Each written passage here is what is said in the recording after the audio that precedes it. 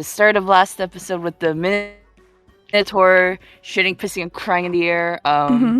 We see Asami saw something mysterious glinting off its wings, which I don't think we ever really had to like figure out or notice. But then yeah, so Minotaur yelled, Runga paralyzed, Same just fell unconscious.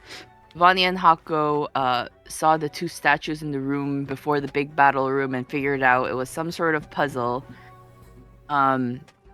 We see Yuli runs away behind a mystery door while the rest of the team basically joins in on the battle, except for the people who decide to solve the two statue puzzles with the piece of it broken. So, oh my god. Avani and Hako decide to like go into the two chambers on the left and right to basically find clues to solve it. Over on Taunts the Minotaur gets its attention. Evan tries to persuade him to stand down, but unfortunately Oberon taunted that Minotaur too well, saying he fucked his wife. And then takes it back, saying he didn't fuck his wife. Meanwhile, Hako and Bonnie tries to glue their hand back together. Same does a little bit of a minor speciesism, racism yet again, saying, you're Earth Genasi, so can't you do rock? Anyways, yeah. We see, so Same, Minotaur is basically mainly trying to go after Oberon, while Same uses the Sentinel feat really great and like stops most of the Minotaur's actions in his tracks. Avani does mold Earth and fixes the two statues' horns, and then ties the hands together in hand fasting method that with the red rope that Hako found in the other room. We see that lifts the curse from the sleeping Minotaur wife, who bursts out as Kevin Hako tries to lift the lid, and the wife Minotaur does a little domestic abuse, throws the coffin lid at the male, and then they start talking, and the male Minotaur is like, my bad. And we see the wife forces the male Minotaur to apologize, and then the happy Minotaur couple opens back up the portal. So the team gets to go back through this mysterious red mist back to where they started, and Kevin and Navani, Kevin hears and Navani smells ocean salt and like underwater bubbling respectively as they get back to where they came from. So yeah, that's about it. Yeah. Okay. Anything anyone wants to add? Anything you want to, bring out specifically? No? Okie dokie. No? Yeah, sounds pretty good. So let's jump right in. You guys finish your trials. You make it back to the sort of landing place of the realm, and the minute you guys sort of like touch down from sort of like touch down on the platform and start to like make your way over to the center, you hear from like there's people arguing, and it's getting like a little bit heated, sort of coming from the center of the camp that you've all set up.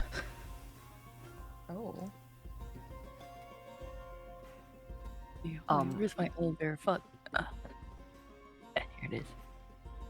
Yeah, can we go over to peek or to listen in, like what's happening? Like, why are people fighting? Yeah, so you guys sort of like make your way over to like the noise, and give me a whoever's nosy enough to like start listening in, make me a quick like perception check. Sure.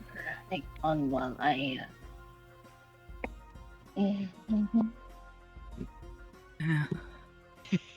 percep.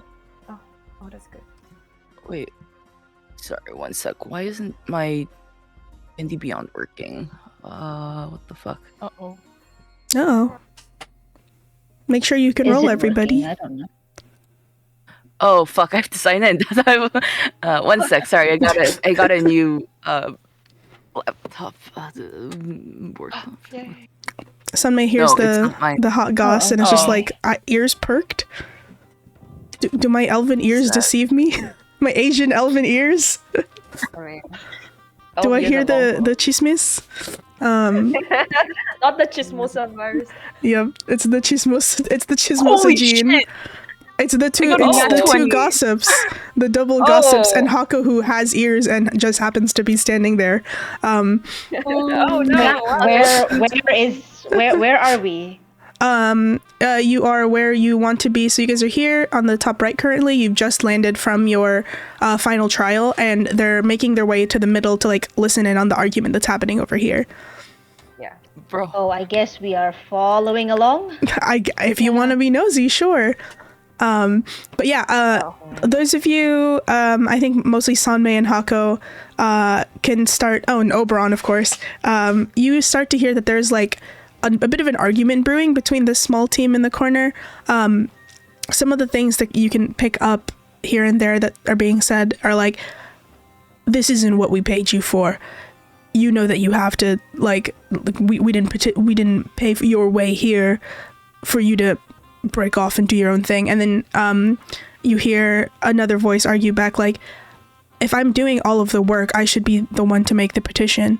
Isn't that just how it goes? You're not the one who decides." And they seem to be arguing about who is making the petition for their team.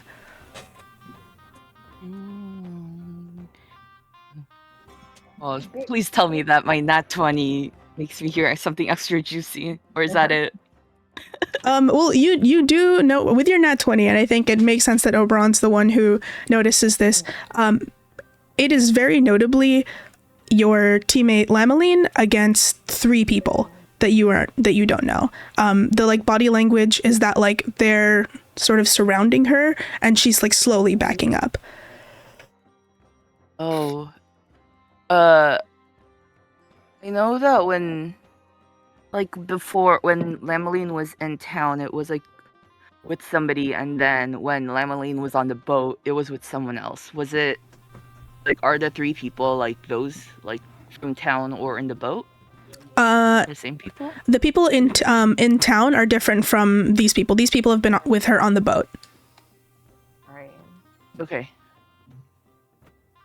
Lameline versus 3 other people. Okay.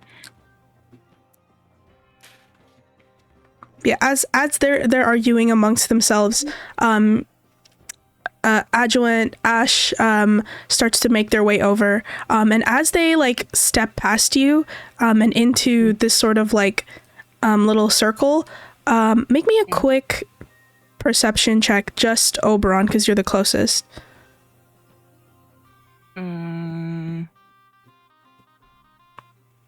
17? Something is being cast as she walks past you, and you immediately are kind of like you're hearing noises and you're hearing talking, but it sort of sounds like Simlish to you now, as Ash Blackwood like sort of steps over here and starts talking to this group.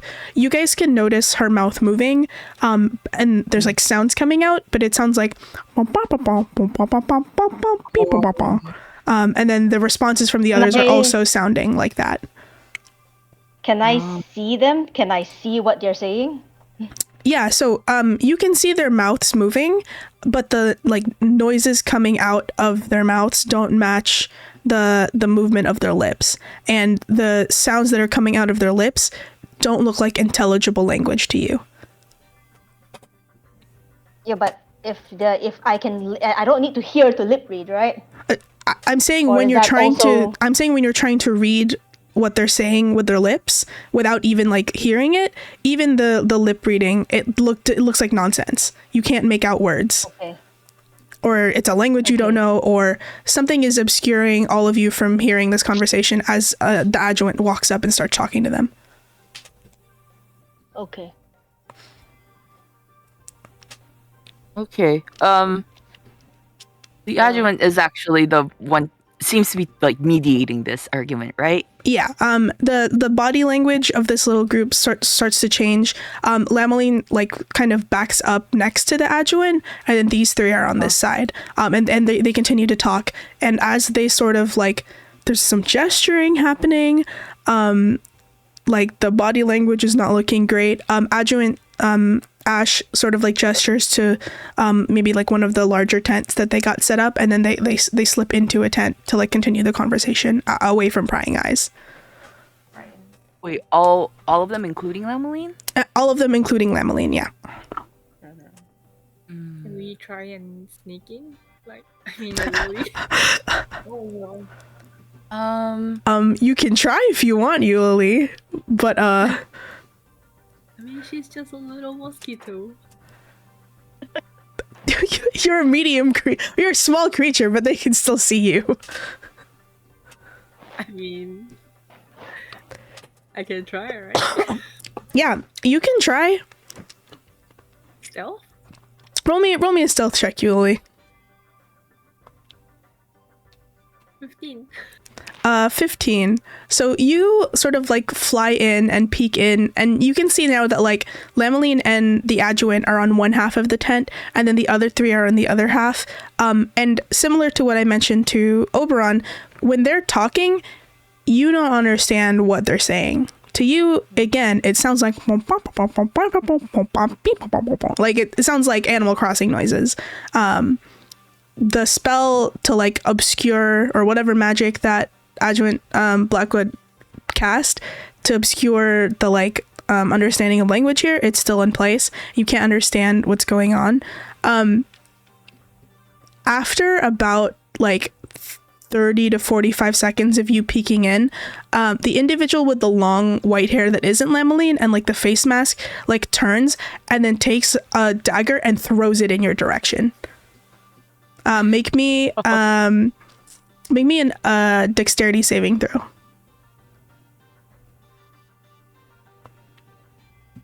Yeah, the blade is fast. It is almost like imperceptibly fast, even for tiny little Eulalie, and it's very accurate. It pierces through one of your wings and pins you like a dart to the dartboard outside on one of the columns, and the knife itself embeds itself in the column, and now you're pinned to the column outside of the tent. You also take 10 piercing damage.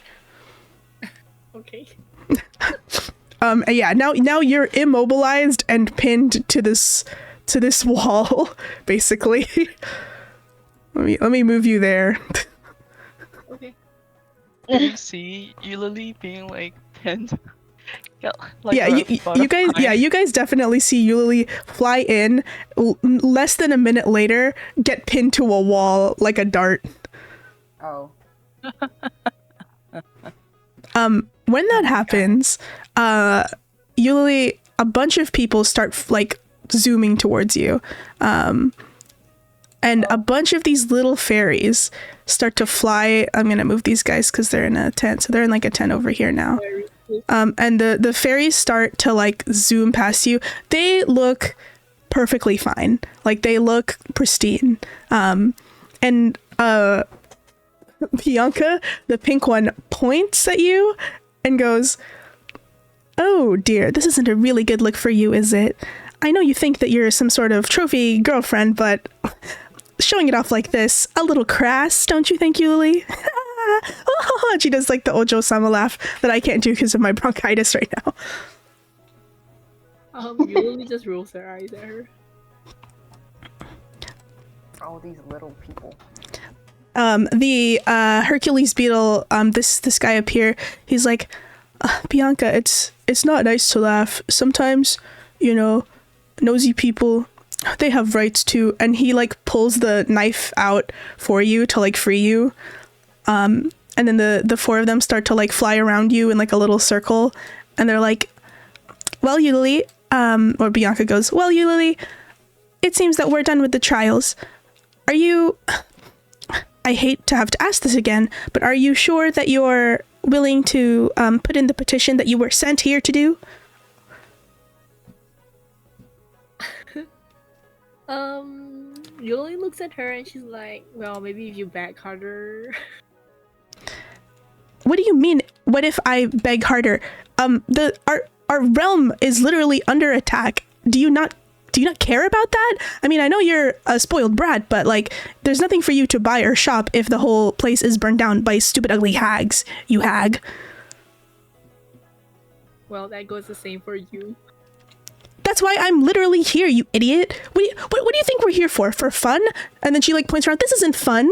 This place is gross and smells like. And then the little green fairy on top of her just covers her mouth and is like, listen, I know that doing responsible things is a really big thing for you, Yuli, but like we need people to go back home. We're here asking you because, you know, Bianca got another message that shit's really going down right now, and we need to be back ASAP. We don't know how much longer this whole thing is gonna take, and if you are ready to make the petition, we kind of need to leave now, like as soon as possible. Yuli sighs and she's sigh, okay, fine, whatever. Why do I have to do this when I have 4 brothers? He just says like The Hercules beetle's just like, I wish your 4 brothers were here instead. I mean, no. I mean, you know they're busy fighting the hags, which you probably won't do. So that's why they sent you here, and also you're also the fastest. So that's probably why, Yuli. Yuli just sighs. All of them shrug and they're like, She yeah. sighs woefully, like those like Tojo manga girls. Sojo manga sigh. And they sort of shake their head and they're like, okay, well, make sure you get back to the Feywild ASAP once you get your petition approved. I think to be honest with you, we can't wait for this to go on anymore. Miss Odette sent me a message and she doesn't seem herself, Yuli. There's something really weird happening now, and I think it's really escalated. I don't even know how long we've been here for, so we gotta go now, okay? Okay. Wait, before you guys go, can you like give me all the remaining gold you have? I mean, you guys are going back. You don't need it right now. The Hercules beetle guy starts to reach for his wallet. Bianca slaps his hand and it's just like, we don't have any money. See ya. And then they all fly off to this corner. Before Bianca flies off, Lily tries to grab her wing. Grab her. Okay. Make a dexterity. We're gonna do a pose dexterity check. I'm gonna roll for Bianca. Okay. Okay, 17. She got a 15. So you grab her, you snatch her wig. I mean her wing. She's wing like, snatched. I saw him taking out the wallet. And she like rolls her eyes and she's just like, what do you even need the gold for? You have to go to the Feywild. You don't have time to spend it. You're such a dumb brat. And then she takes his money bag and she throws it at your face. Okay, she takes it and she's like, thanks, bye. She flips you off as she leaves. And then the last moth, Luna moth, like flies over. And you see them sort of whisper amongst each other. And then, in a sort of like, it's almost like a little like bubble pops, like all of your ears simultaneously, like, you know, when you're like getting off of a plane and like the pressure is changing, simultaneously all of you within the area feel like you hear you like your ears pop and all 4 of the little fairies disappear. Lily's there like, damn, why'd they even come here for? I thought weren't they yelling about a petition? Shouldn't they have put one in too? Isn't that how it works? Yeah. What did he come Why here didn't they for? stay for petition? Actually, how much Yeah. of the conversation do the rest of us catch? I mean, they were like yapping in public right? It's pretty. They were yapping in public, but also they're like tiny little fairies. So I don't even know how loud this conversation was, and if it was even in common. I'm pretty sure they were speaking in Sylvan. So if any of you know Sylvan and have a high enough passive perception, I'll say you can hear it. Right. That would probably be Avani. 22? Yeah, Avani, do you know Sylvan? Yes. Oh, then yeah, definitely. You can hear it. You heard most of the conversation. Okay. Is anybody gonna ask? I mean, she's not gonna like tell you everything they said if you don't ask anything. Yeah, Kevin's just gonna like, kind of be like, so what are they saying?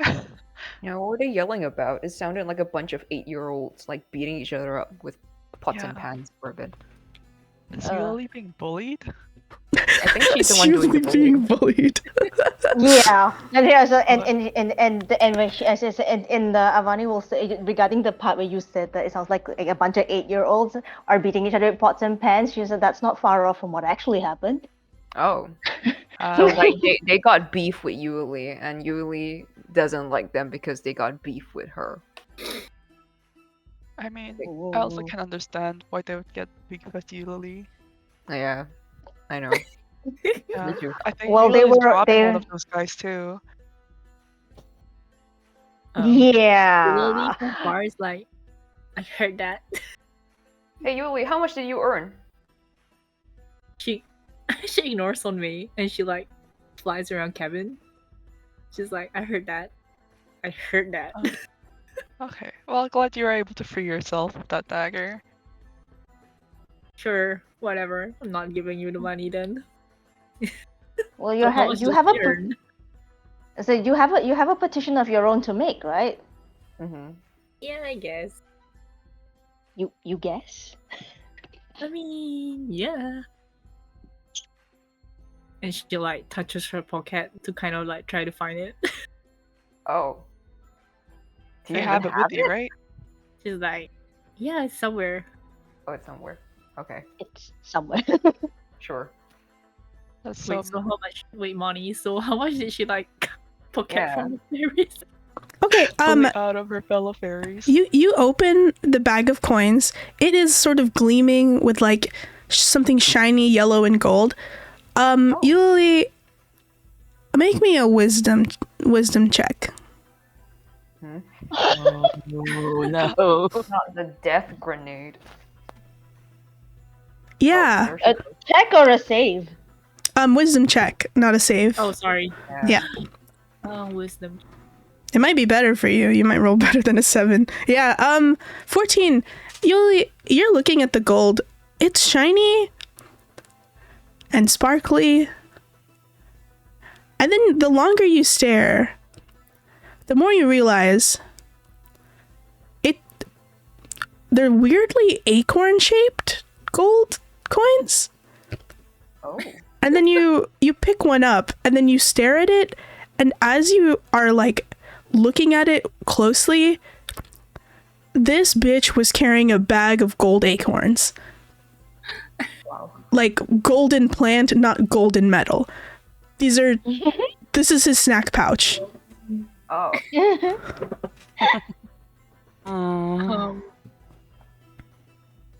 She takes it out and she's like, man, you're so stupid. She just snacks on the acorn. Man, they're so stupid. Eats their snacks.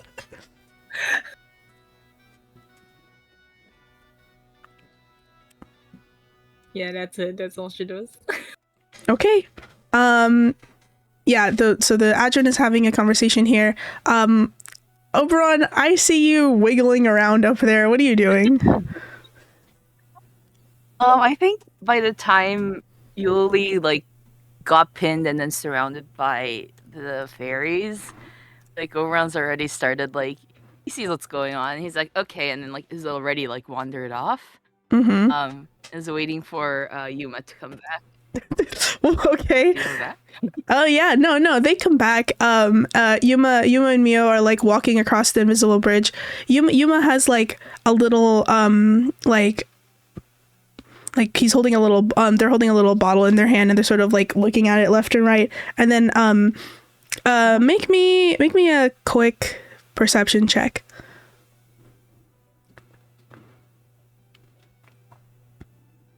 Eh, 12. Yeah, they're walking back. They seem sort of like unbothered by their trial. I mean, you guys have done the trial of instinct. Nothing really dangerous happens in there. So they seem pretty like neutral about it, and they're walking back. And Yuma and Mio see you, and Yuma goes, "Oh, hello, Mr. Oberon. Are you finished with your trial? Does seem like you've been through the trial of fear, I see." Yeah. I think like Oberon's at like half health right now. Yeah, a little- you do look stuffed. Like all of you look kind of stuffed. Yeah, it's like I'm bleeding a little. It's fine. Like, oh, it's nothing, just a flesh wound. And I'm like, I actually wanted to have a quick word with you about the trial of fear. Then, Yuma sort of like tilts their head, and it's just like, well, I mean, until the adjuvants call us over and we're all settled, and sure, what questions do you have? let me see. When we ran through the trial of fear, I was it ended a certain way. I was wondering if you also solved the labyrinth puzzle maze by waking up the other Minotaur's wife and like getting them together, or if you figured out another way to like get through the labyrinth, or if you even did a labyrinth for the trial of fear. Yuma looks at Mio, and Mio just like rolls his eyes and then like starts like leaning back and is like zoned out. He's like, I don't want to be a part of this conversation. Why are you even talking to people? Whatever. All right. And then Yuma goes like, I mean, certainly the Minotaur is a formidable beast. Me and Mio, as much as, we make for a good team, I'm not really the type to take it down by force. I'm not sure how you all managed to solve it. I'm quite sure there were different ways to do it from what I could observe, but we mostly traveled through the... I'm not sure if you picked up on the sort of teleportation array that they had in the coffins, so we mostly used that to get around and avoid it in order to get to the back of the temple, so to speak. So you didn't even have to you didn't wake the Minotaur's wife at all then? I see. Okay. Interesting. Yeah, I mean, it didn't... I know that there were some sort of vague instructions about his wife, but, there's always a different way to solve things, I think, than the sort of default presented answer, And this just gives you like a little, like, wry smile. Then I'm like, okay, I was just wondering if that was just like a preset simulation, to so speak, or if that actually happened, but interesting to know. I actually, more than the trial of fear, I remember you talking about the laurels this year, and you said that you were following Kenku, correct? Yes, I think the team I was watching had a Kenku. They did a bunch of interesting. Well, the whole business was interesting, but I think just whenever I tuned in, that seemed to be what was showing by the team, or what I happened to see. I'm not sure if I've given the wrong impression or anything, but I'm as much as it is, quite an interesting event to watch. I'm a busy individual, so I wasn't able to catch too much, unfortunately. Kenku. That was Team 7 with that was Kaleki Sprick, wasn't it? They had the team leader was the Dragonborn, I believe, and something about stealing points.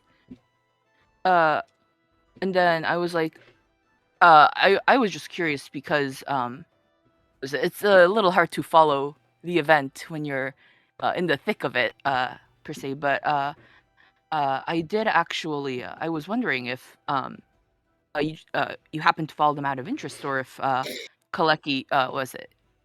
You basically Kaleki had a special interest because what is it? Special a friend told me on the way to the trials here that Kaleki did some interesting things before the Laurels event as well. They look at you and they're like, they shrug and they're like, I think you might be mistaken. I'm pretty sure the Kenku I was following was named what was his name again, Mio? With the one with the little red scarf, you know, the fellow with the, and then Mio says Tring. Pretty sure his name was Tring.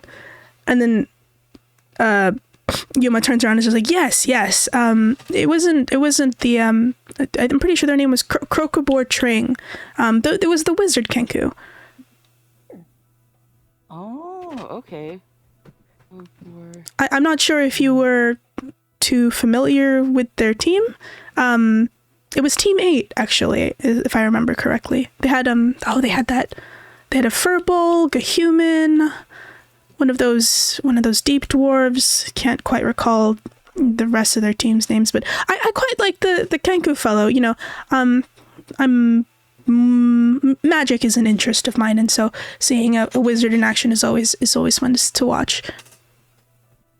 Oh, interesting. Teammate. One sec. I'm just reading through something. I don't quite remember which team do you remember which of the butterfly symbols it was? Hold on. I have to look it up now. Where's the symbols?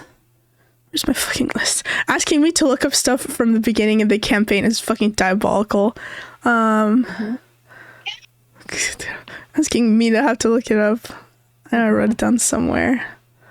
Where is this? Do I have it in your sheet? Yeah, it was a brown and white atlas moth. Oh, okay. Interesting. All right. I see brown. Let me just write that down. I know what's going on. All right. Oberon nods. Is like, I'm afraid I didn't get to catch the exploits of team number 8, I believe. But interesting. And then Oberon leans just a little bit closer to and then to Yuma and is like, also, when you how close do you lean? Maybe like a foot, or maybe like a foot and a half away. When you get within the like foot, Mio like just like it very subtle like pulls Yuma back just a couple inches, so you're not too close to Yuma's face. Then is it Oberon asks, I couldn't help but notice earlier you kept staring very subtly at my wings. And then Oberon smiles and is like, did you want a closer look? Yuma like lets out like almost like a bark of a laugh, and then Mio like does like a, what is it, like, you know, man grunt, cod grunt of like, this is a stupid conversation to be listening to. And then Yuma says, oh no, I'm just you know, it's just I've not really seen aasimar just keep their wings out all the time like that. It's interesting that you choose to do so. Oh, okay. Oberon kind of like, what is it? Leans back and then kind of smiles. And let me make a quick insight check. What are you inciting? If you don't mind. I'm inciting if sorry. I'm inciting if this is like purely just like like, you know, kind of like slightly like mocking, like interesting, like, you know, like what the fuck are you doing? Or if this is more like a it seems like they have like some sort of like another thought of like another line of thought in mind when they say that. Like they're thinking about like something else, like associated with like why I would have my wings out all the time. Okay, yeah, Or yeah. if it's just more like a Feel free to make me an insight check. Alright. Can I re-roll that with my inspiration? 1! That's crazy. You want to use your inspiration for this? Yeah. Okay. Mark that you used it. Yeah. Yeah. Yep. No! God, that's so funny. Yeah, I think even with a 13, it feels a little, it's less like, oh, that's interesting that you do that, and more like, oh, interesting. Like, it's a little mocking. But that, from your few conversations and like eavesdropping of like Yuma, that sort of is just their default tone. There's just despite how polite they've been in like most conversations with you, right? There's just an underlying tone of condescension to everything. It normally is like not super off-putting, but it like spikes up a little with that comment. Like a little more of it than usual leaks through. Okay. Okay, interesting. Okay, then Oberon just smiles like, well, thank you for your time. And then wanders around and back to the tent. Where have they come back out? No, they're still in the tent. Tent. Okay. All right.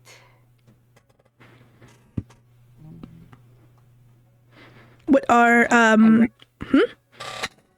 Oh no, go ahead. I'm ready. I was just gonna say, what are the rest of you all doing? While Oberon went off to go potentially home wreck. Yeah.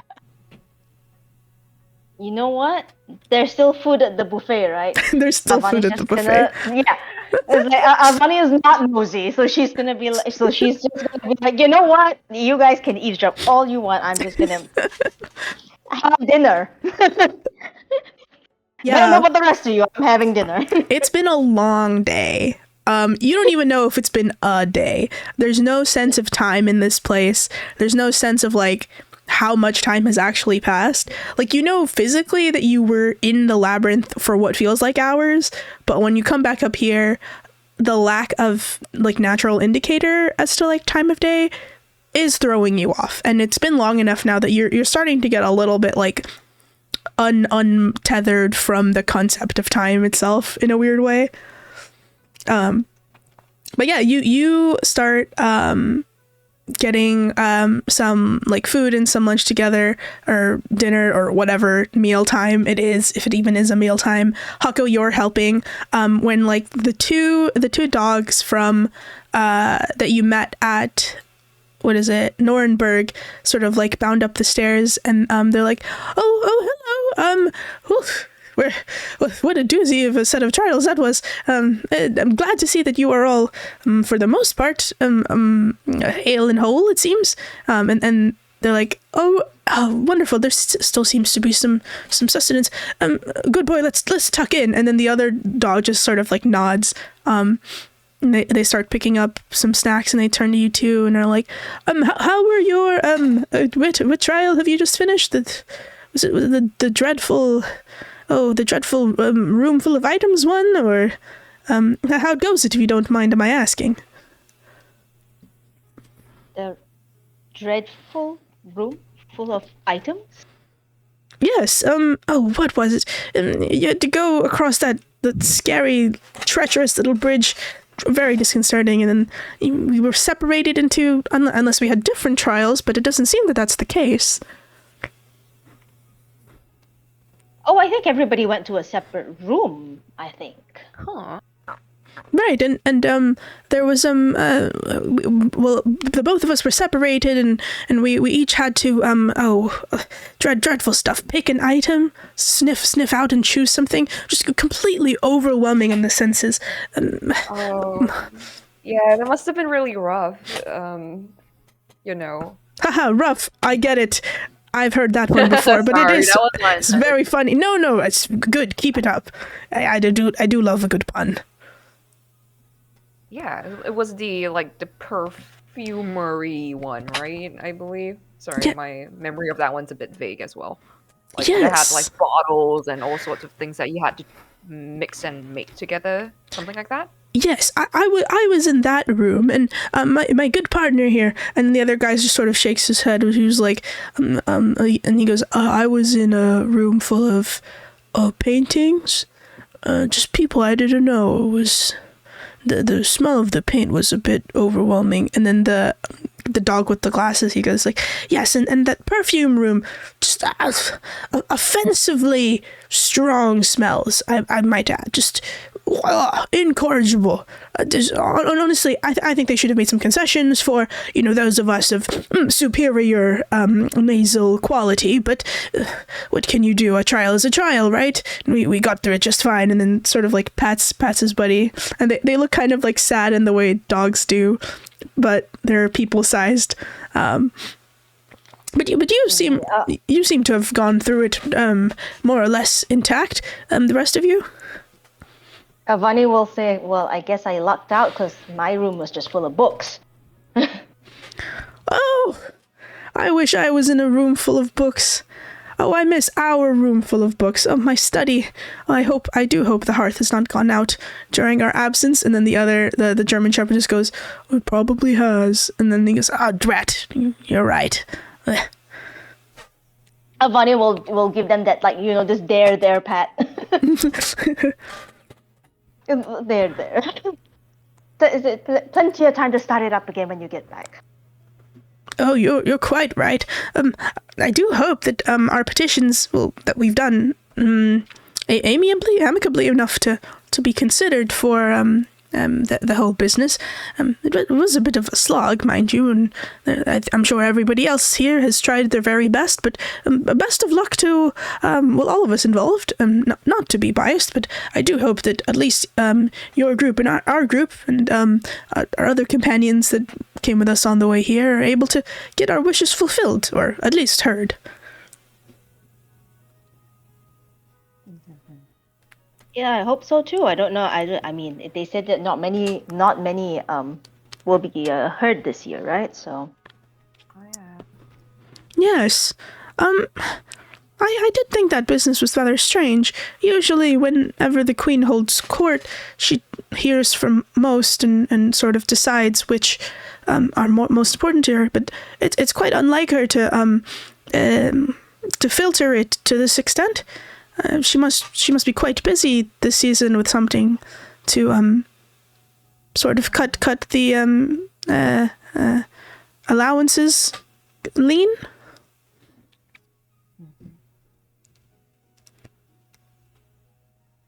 Well, guess we'll find out.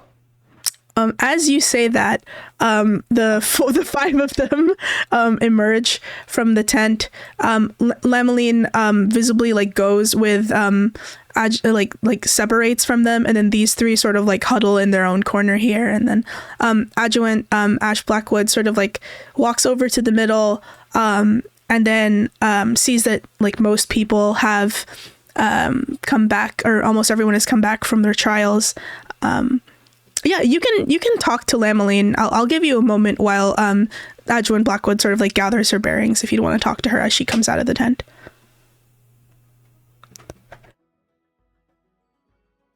Girl, you're muted if you want to speak to her.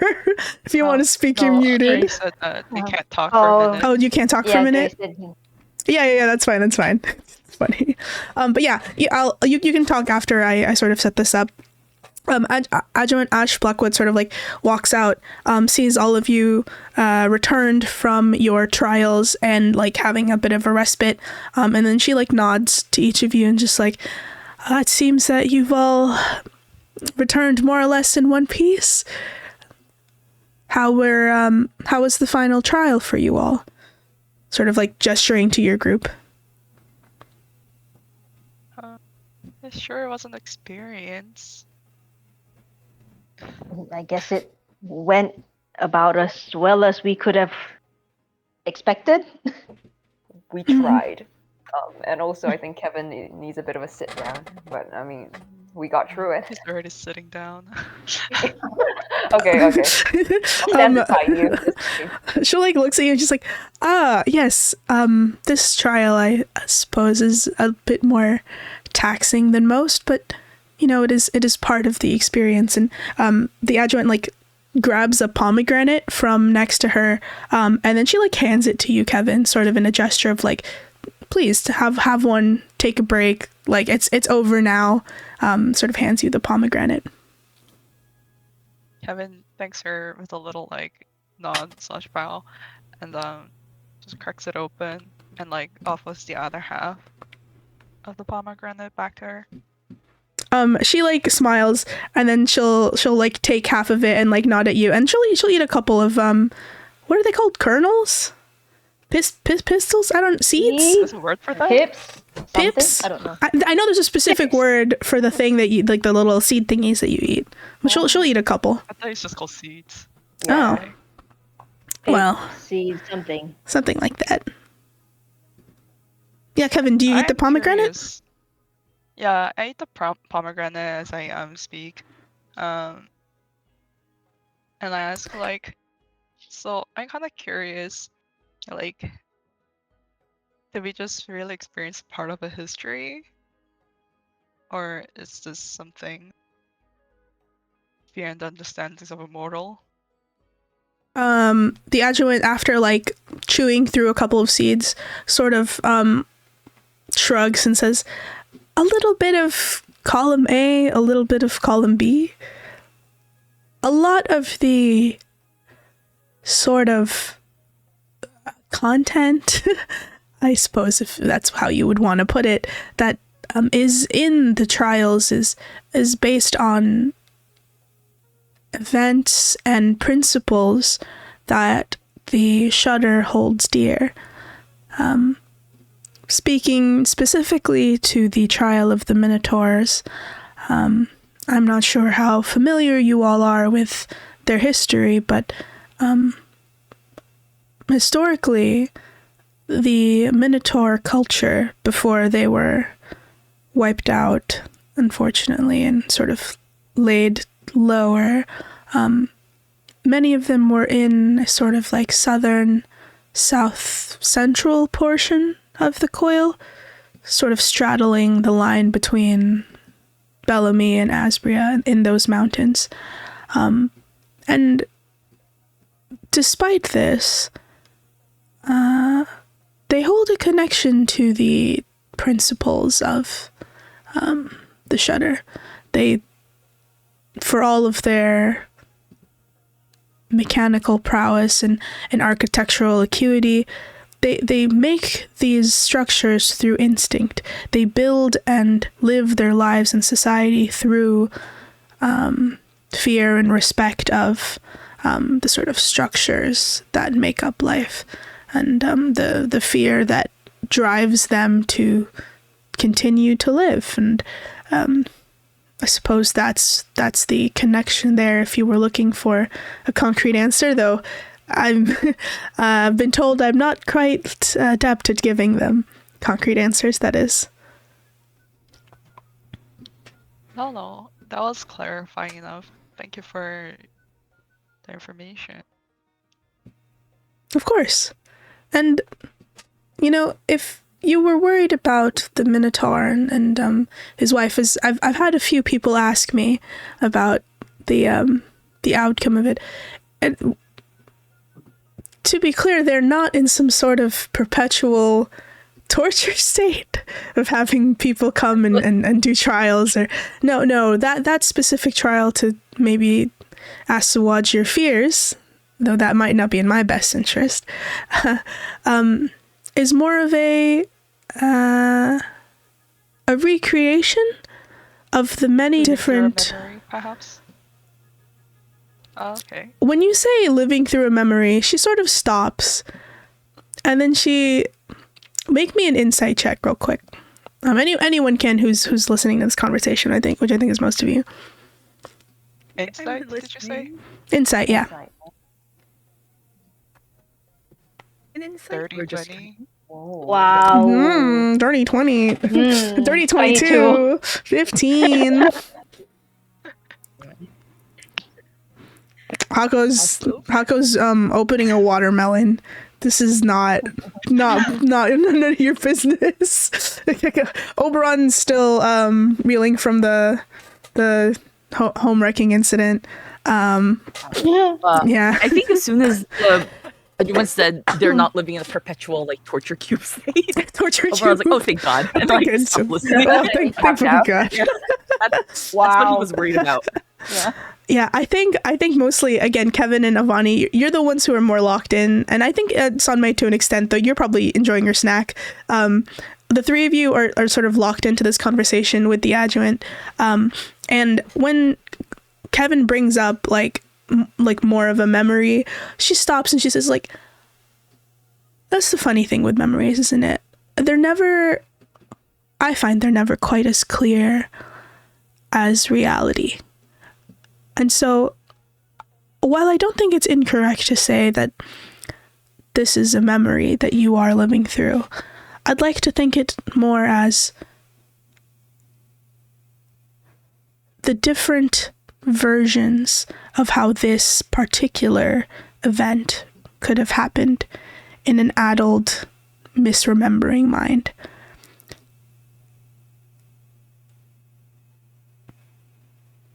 Not that that's, all that related to the actual, just to let you know, nobody is being tortured there. That's all. Yeah. That is a relief to hear confirmation. Thank you. Of course. Good to know. Oberon, do you want to talk to Lameline before we move on? Yeah. Yeah. Lameline's like by herself at this point, right? Like Yeah. the other three have like split off. The other three have split off. Okay. Oberon like hurries up to Lameline, and I think he's like definitely trying to be like he is definitely like whispering to Lameline like Lameline, like could I just have just a quick word? Like She looks, you don't even need to roll your insight for this. She looks very like cagey right now. Like her body language is very closed off. She looks mildly like pissed. And she like looks like down at you and just sort of like one of her eyebrows like twitches up, and like you've known her for like a month, right? Like you were together in the Laurels for quite some time. yeah. And 24/7 for a month. yeah, unfortunately for her. And she the language that she's giving off to you is like, you push my buttons one more time, aasimar, and I'm ripping those wings from like behind your back out with my bare hands. And she's like, Oberon, like, what do you want, Oberon? Oberon just kind of like throws his like both of his hands up a little, like I come in peace kind of gesture, and then like he like quickly whispers to her like, look, from as much as I understand, it's none of my business. It truly does seem like you're in a very, very tight spot, and honestly, like, look, I mean, like, honestly, I owe a lot to you and the rest of the team, like, for the entire events of the Laurels. So, it probably is not within my direct power to help you with whatever is going on right now, but I have a feeling that some, if not most of us, are going to have, an opportunity to talk to somebody with said higher power who could maybe help out with whatever is going on. And is it like if like honestly like the only way, like, it looks like you're having some differences with your other party members, and I know that, like you and your wife Verity have joined the Laurels for like separate reasons too. So if there is something going on, and you may not be able to put in your own petitions, like maybe if you share, like I would be able to like help you out, like from my end. And Oberon is being very sincere about this. Being a very sincere boy. Lemon sort of like gives you another dirty look, and it's like just holds it for like a beat before she does something that you have also seen her do in the Laurels, which is just like take a deep sigh, and like the sort of ridges between her eyebrows, of which are quite prominent in like frustration, she like physically smooths them out, and she like sort of releases the tension in her shoulders. She's just like, I have not spoken to you since the whole fucking disaster that was that stupid competition is over, and I find myself forgetting just how aggressively sincere you are with these things, Oberon. Clearly we're here. I'm here. Some shit has happened in the Saltpeter Docks. And, I don't have daddy's money like you. Our family doesn't. And that's part of why, I joined the Laurels. We joined the Laurels. The situation at the docks is not getting any better. People are starting to get sick, and Verity is sick, and so she couldn't come with me here, so I had to come here, fucking groveling and begging my way, selling my fucking services to some stuck up idiot merchant, throwing money around to petition for another like tax break. I don't think so. So if I have to make my way onto some less than magnanimous like means of getting here, I will. Oberon is he's very like, it's obvious on his face, he's very very like he's like very deeply like shattered that to hear that like Verity is sick, and she said something about Saltpeter Docks and people are getting sick. And then Ron's like, oh, Verity, I'm so, like, he's very sincere. He's like, I'm truly sorry to hear about, like, Verity. And you said that people are getting sick. Well, this seems, even, like, before with the Saltpeter Docks, it was more of a environmental thing. So I'm not sure, like, any amount of gold could have really changed that short of an act of one of the Arcana. So you said that people were getting sick, so could you describe maybe like what the sickness might be? And then Oberon's like, listen, like if for whatever reason you cannot get in like the petition, for the Saltpeter, like the people to Saltpeter Docks to like heal and for the sickness to be lifted, I would be more than willing to do that for you if I have the opportunity. She like gives you a skeptical look. And sincere boy. I know he's very sincere, but she's just like that. She like shakes her head. She's like, the business of the Saltpeter Docks, it's always been something we've handled on our own. I'm not really speaking for them. I'm not in any like capacity to do so.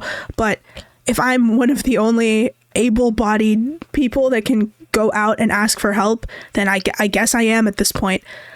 The droughts and the sandstorms have, well, before it was just messing up with the like shipping equipment and the economy, and then the boats can't go out of the docks and get stuff out anymore, which was bad in and of itself. But something is wrong with the dust storms now. I think the winds, something is in the air, and it's kicked up with an illness in people that we haven't been able to solve. And it was honestly kind of hell trying to get out of there in the first place, because trying to find a gap in the stupid sandstorms was near fucking impossible. I don't even know, I can't even contact Verity at this point. No sending is making it through the interference, and I just really need this petition to get through. because we need so help. Scrying doesn't work either? No, it is only scrying is moving. I've paid out a fucking arm and a leg to scry her once I got here, but just like, you know, just like we thought, it all kind of just looks like snow. And again, it doesn't snow in it doesn't snow in the saltpeter docks. It's sand, Oberon. You've never been there. It's a shithole place that you never need to actually go to, but it's worse than usual. And it all looks like fuzzy snow when I tried to look. Oh, okay. Real quick. Okay. I don't.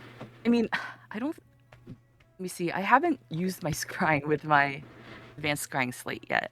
Mm-hmm.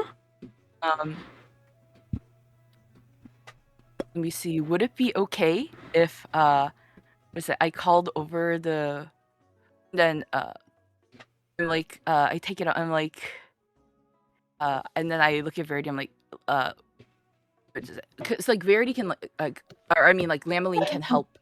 Because like Lameline knows Verity like closely, so like if we were to do a scrying together, like we'd be able to basically like jump up beyond all of the minus what is it, like the negative whatevers, right, for the scrying spell itself. Reduce difficulty, you mean? Yeah, the difficulty level. Yes, but make me an Arcana check right now. Okay. 7. Yeah, you think you could do it?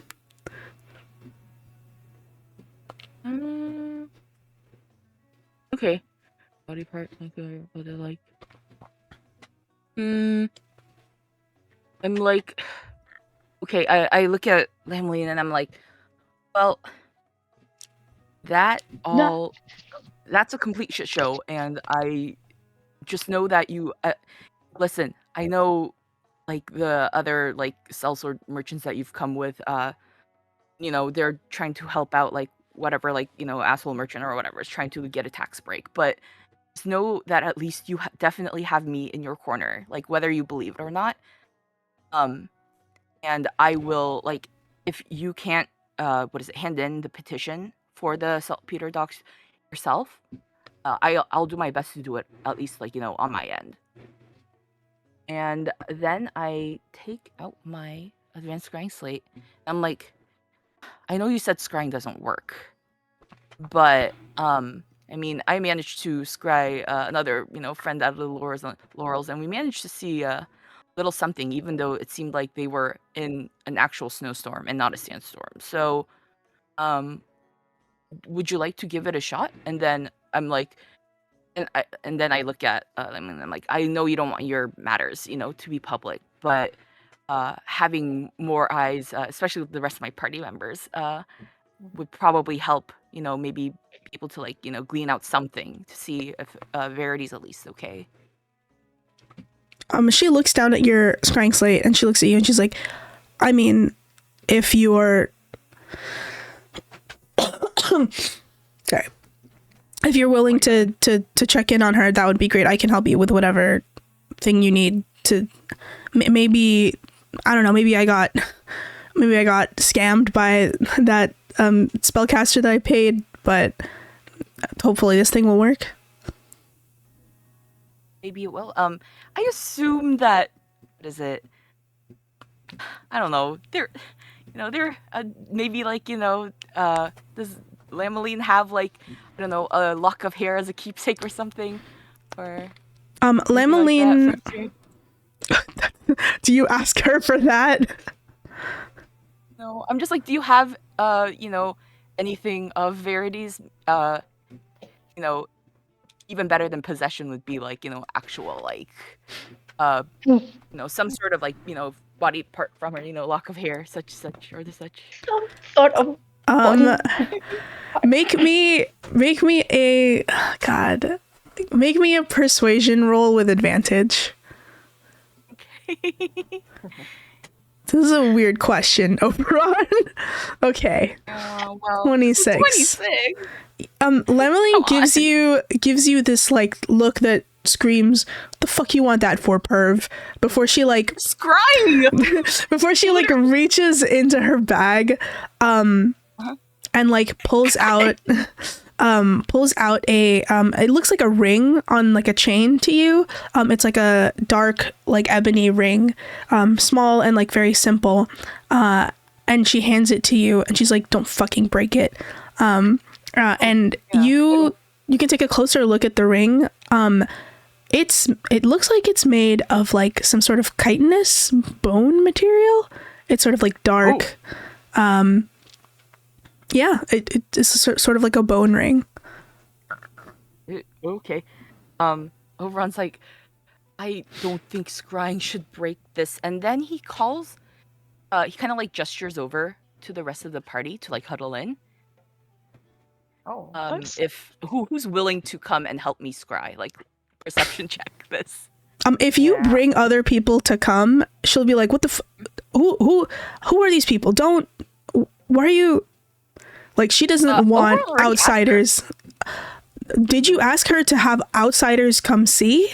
I don't think you did. Literally, oh, I said like a minute, like a 30 seconds ago, like, what is it for scrying? Like, I know you don't want outsiders, like, you know, coming in on like your personal business and such, but for scrying, it would really help if the rest of my party members, you know, who may have keener eyes than me, could come and like help perceive what's going on in this, because we managed to glean a vision of something, even of another Okay. worlds.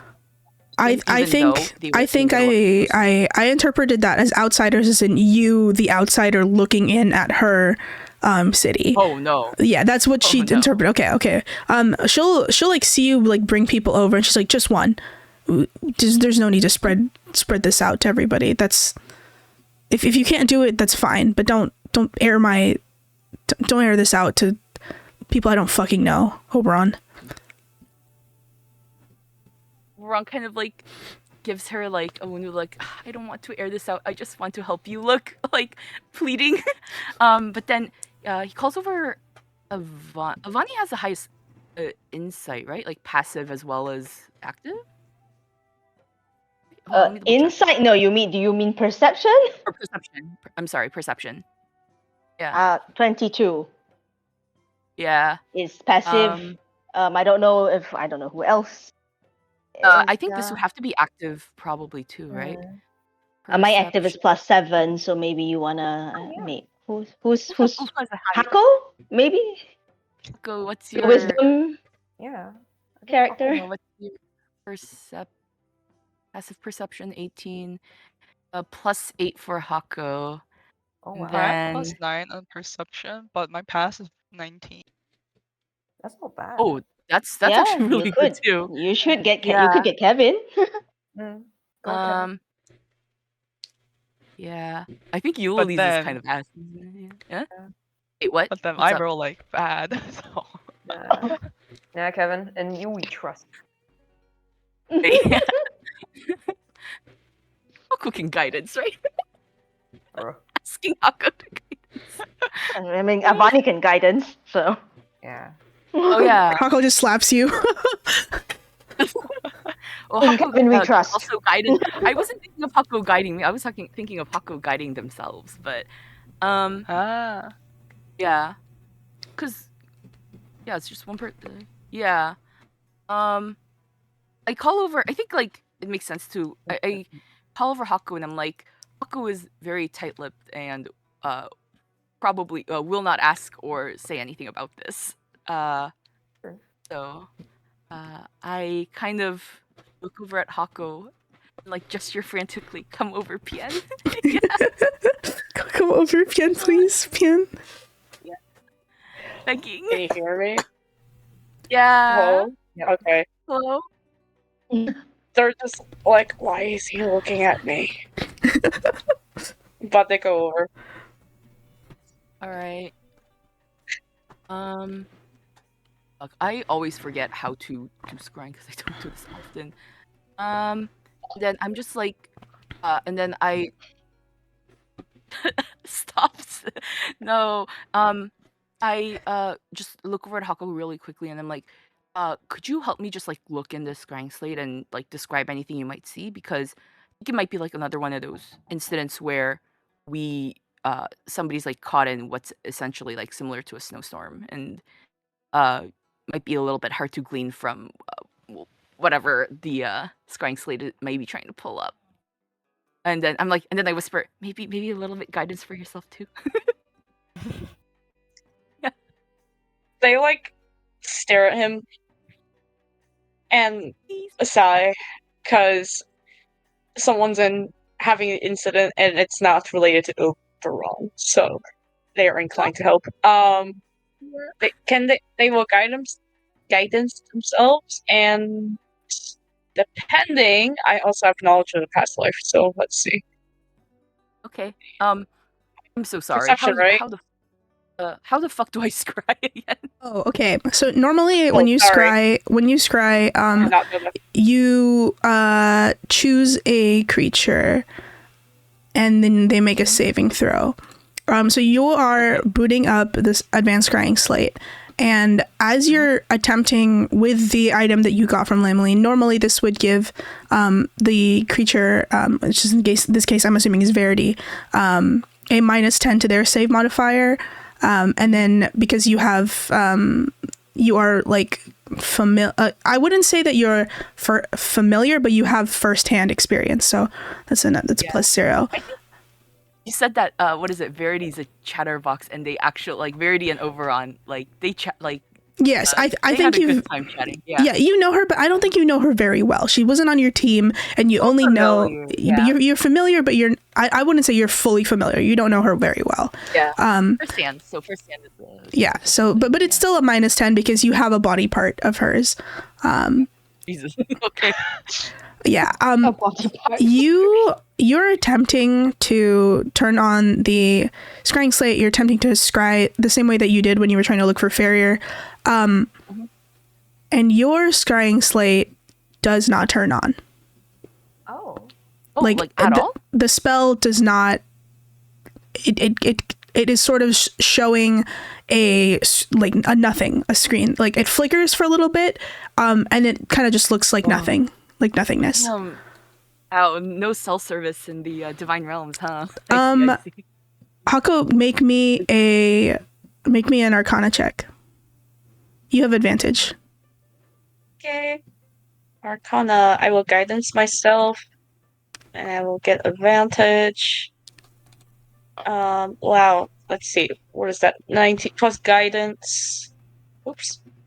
Sorry. Guidance. That's +4. And for extra measure, I will guidance or the knowledge of a past life. So D6. Mm-hmm. Let's see. 19 plus 9 is 28. Okay. You are a cleric, and I don't think you have access to 5th level spells yet. But you know feasibly how this would work. You have the idea. Do you? Yes or no? Access. Oh, you have access. So Yes. you can cast scrying yourself. And from what you know of scrying, thinking about what the fuck is this not working? You are not on the material plane at this moment, and scrying requires you to be in the same plane of existence as the subject.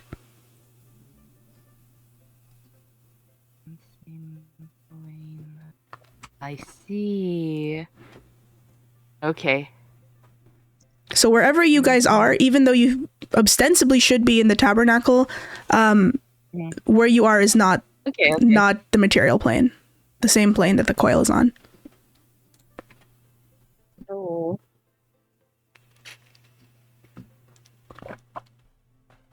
Okay, so Hako mentions that, right? I assume. Yeah, as the spell fizzles.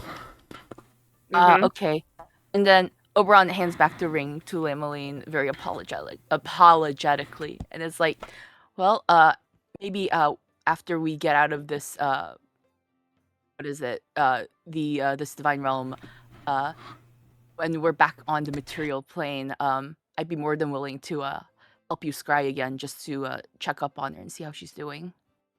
Lemlin looks like disappointed in you, and then she's like shakes her head and she's just like, yeah, if that works, then sure. Hopefully this wraps up soon. Yeah, I appreciate the effort though. For whatever kind of effort it is. Oberon nods and is like, and then is like, well, like I said, you're not completely alone here. Like, I'm definitely in your corner. So, you'll definitely, if I can, finagle in, a little my own petition, like, as an individual and not as part of the team, I'll definitely try and petition for the docs. Yeah, that would be good.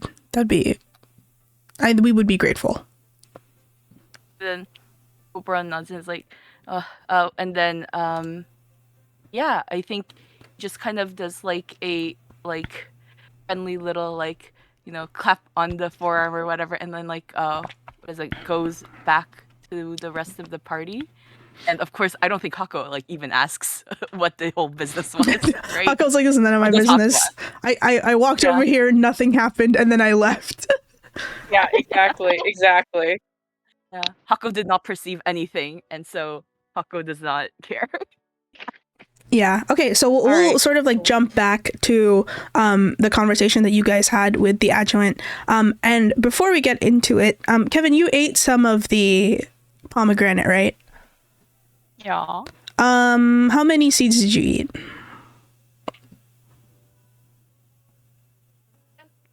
But you can roll me. You can roll me a 1d10 to tell me how many you ate. Okay. Yeah, I'll do that.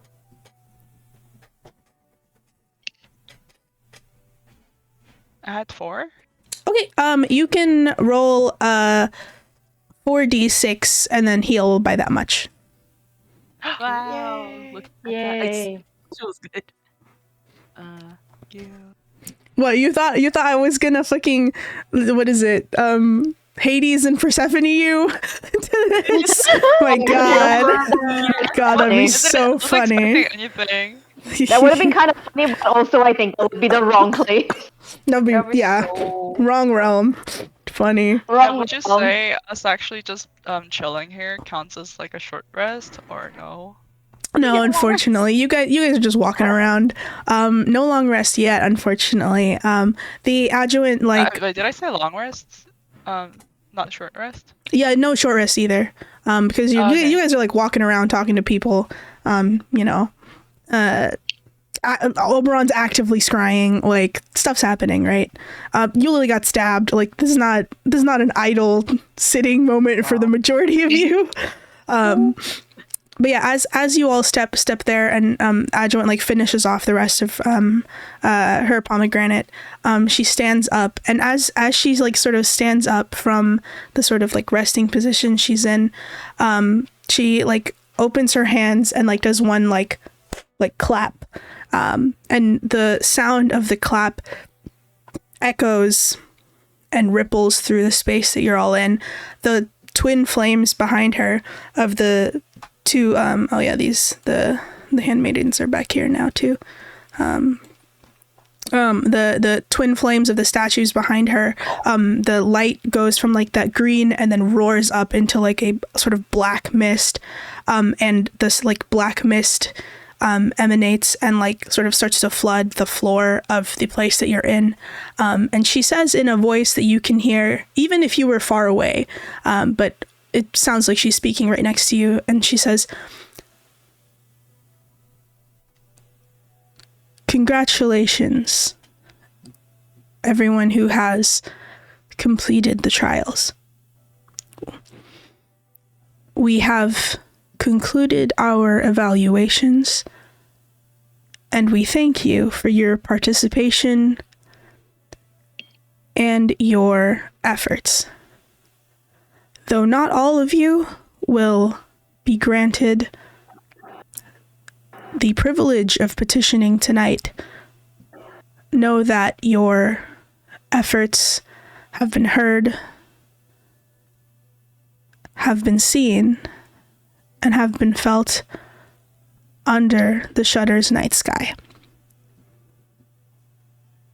And as she says, like, night sky, you all sort of like the fog like mists up and up and up until you guys can't see next to each other. You can't see each other's faces, and it starts growing darker and darker and darker, and your eyes sort of like squint to see, and you find yourself as you like open your eyes back in, let me move you here, back in the after dusk court. Material, please. Yeah, you are all sort of standing exactly where you were when you first found yourselves on the boats. Like before you made your way to the boats. You are looking around and there are markedly less people here. The after dusk court, the light in the court, it looks just like its name.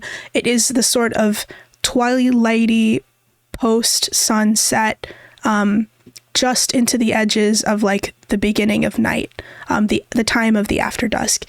There are regular orange flames licking up at the braziers, and in the middle seats a hooded figure, of which I don't have a picture of at the moment, but there's a hooded figure seated at the head of the court in the royal chair where there was not one before.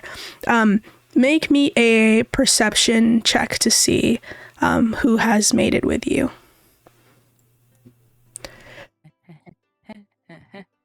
Dirty 20. Nice. Not 20! Nice. Wow. I Wow. could for the better roll. Oh. Wow. My dice right now, it currently rolls nat 20, and then like something sub 5, and then something like sub 10, and then like something kind of like in the middle, like highish range, and then like Orange something is- bad, and then like a Yeah. nat Good 20. orange. Owen's always nailing it when it comes to gossip. Let's go. Yeah, It's all- only yeah. nailing the Yeah. chismes is so funny. But yeah, It really is all or nothing. you guys see that of the people that are here with you in the court, there's your group, all of you are here. There's Eulalie, who is seated farther away from you. She's still next to you in the grand scheme of things. Sorry, but she's seated separately, notably. There are the two Asbrian twins are there, sort of at the far end of the court. And then there's also I'll just put their icons up if they're there. So let me grab everybody who made it. Are the dogs there? Me as a player or concerned with them? Invested in the dogs. Yeah. Let me see who else is here. Okay, so these groups are here. Oh, the my icons God, are so big. huge. Hold on, let me make them smaller. Why are you guys so big for, huh? There we go. Much better. Caught BL for me. Wow. Oh my gosh, dog. Yeah. So I'll just group them up. These two are here. Here. These two made it. Limeline by herself, and the two doggies, and then of course you guys.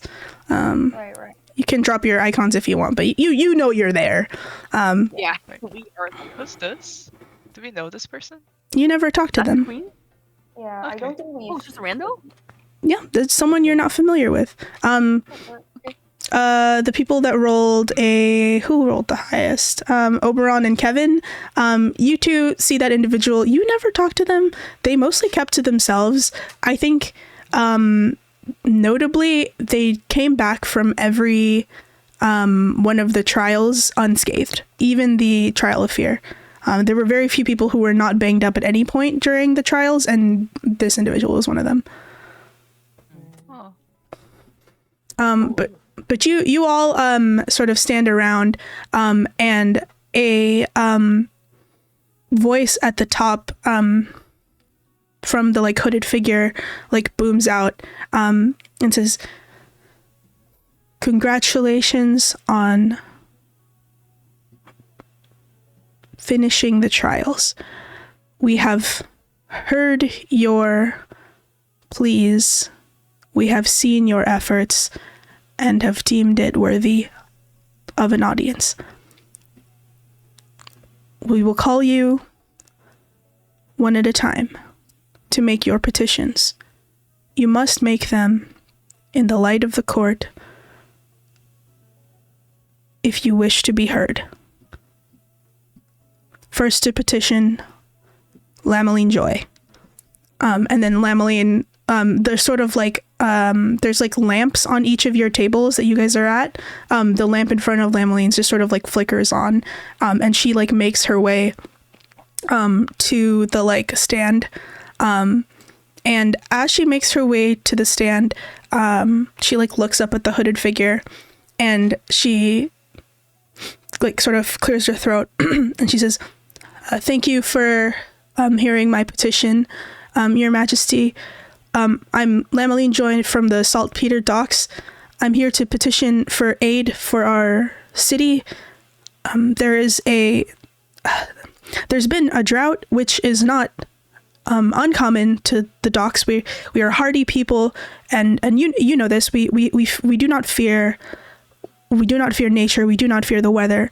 It is our way of life. However, the recent droughts and the storms have boded ill. There is a disease, a malaise in the air, of which we are not able to handle by ourselves. I implore you to send help, to send someone out there to, if anything else, allow me to help my people, because we will not. We need your aid. Please, thank you. The queen like nods, and then gestures for her to like makes like a left gesture, and you see to the left there is a sort of like shimmering like where there was this like sort of door thing, like a handle appears, and she like looks at it and then looks at the queen and then like nods and then like walks over, and as she's like opening the door to leave, she gives like one last look at you guys, specifically Oberon, and she just gives like a curt nod and then she like walks through and then she disappears. And then the door closes behind her. So she's done. Next, the figure at the head goes, next to petition, the lords of the archive, those of the Astralinea Sanctuary, make your petition. And then the two dogs start like walking up to the podium.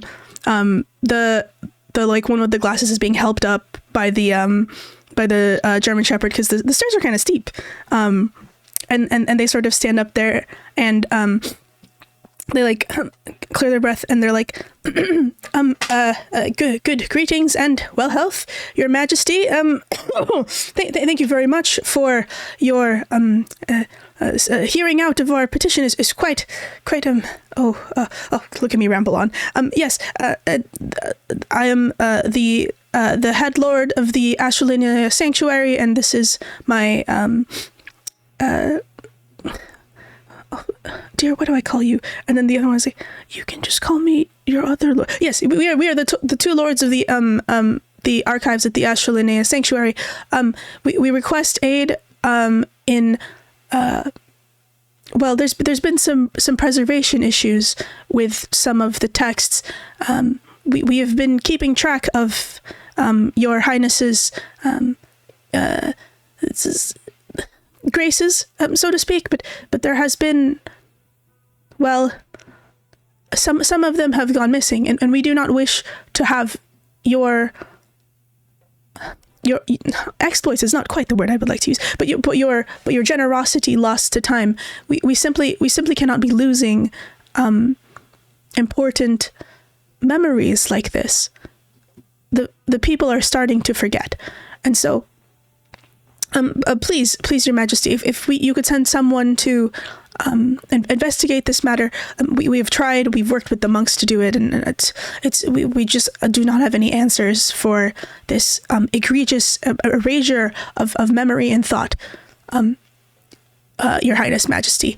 And the two lords sort of like bow at her, and she nods and then gestures to the right, and then a similar door opens to the right. And they sort of like nod to her and like do like a deep bow, and they're like, thank you for your time, Your Majesty. And then these two will like exit stage right, and then go behind the door, and you don't see them anymore. And then after like a brief pause, the hooded figure again will like stand up and say, she won't cough, that's me. She goes, next to petition, the individuals, Leon and Leon from Asbria. And then the two Asbrian twins like look at each other, and then they sort of stand up and they stand there, and Leon, the like one with the straight hair, goes and says, Your Majesty, thank you very much for the opportunity to petition and to participate. My brother and I, well, we realize that the requests and petitions of others may be of a weight more serious magnitude than we're willing to take your time up for. Our requests are, they pale in comparison, frankly, to the magnanimity of which you would need to bestow on the others. So we would like to formally decline to petition at this moment. And they both bow in tandem, and then the queen stops.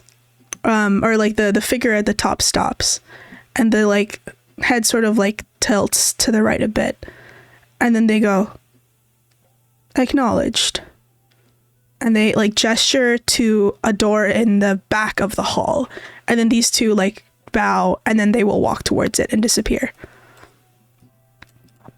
And so those two are gone. Next, the figure goes, next to petition,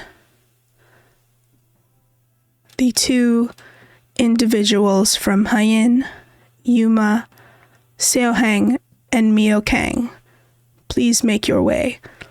And then the two look at each other and they shrug, and then they'll like walk up to the podium. Yuma's leading, and then Mio is like right behind. And then Yuma like looks up at her, and she says, and they say, Your Majesty, thank you for your generosity and time. I will make my petition brief.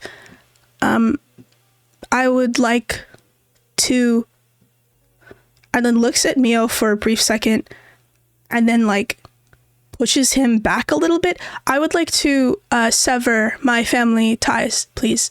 You may give me a new name or a new identity, but, and then Mio like grabs at Yuma's like shirt, and then all of you make a perception check. Ayo. 13. And truly all or nothing again. Truly all or nothing. Oh my god. Nat 20. Oh, okay, Go. Avani, you catch it just incredibly subtly, but Yuma, like when they push Mio back, you can see that like their finger, which their like sort of left index finger, which why would you be looking at that, right? But you notice that they have very sharp nails, and it is just that finger. They swipe across Mio's hand just for a moment, and you see a bead of blood just sort of trail down Mio's hand, and Mio stops moving. And like Yuma turns around and says, I wish to relinquish my name and my identity and no longer be identified with my family. That is my request. And the figure like waits a beat and then looks at Yuma and then looks at Mio and then gestures to the left. I've never seen Wheel of Time, so I don't know what that's about.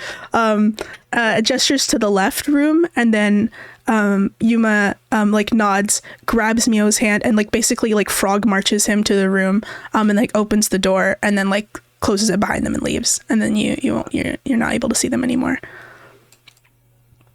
And then the voice sort of booms again and says, "Next to petition, Eulalie of the Feywild. Make your case."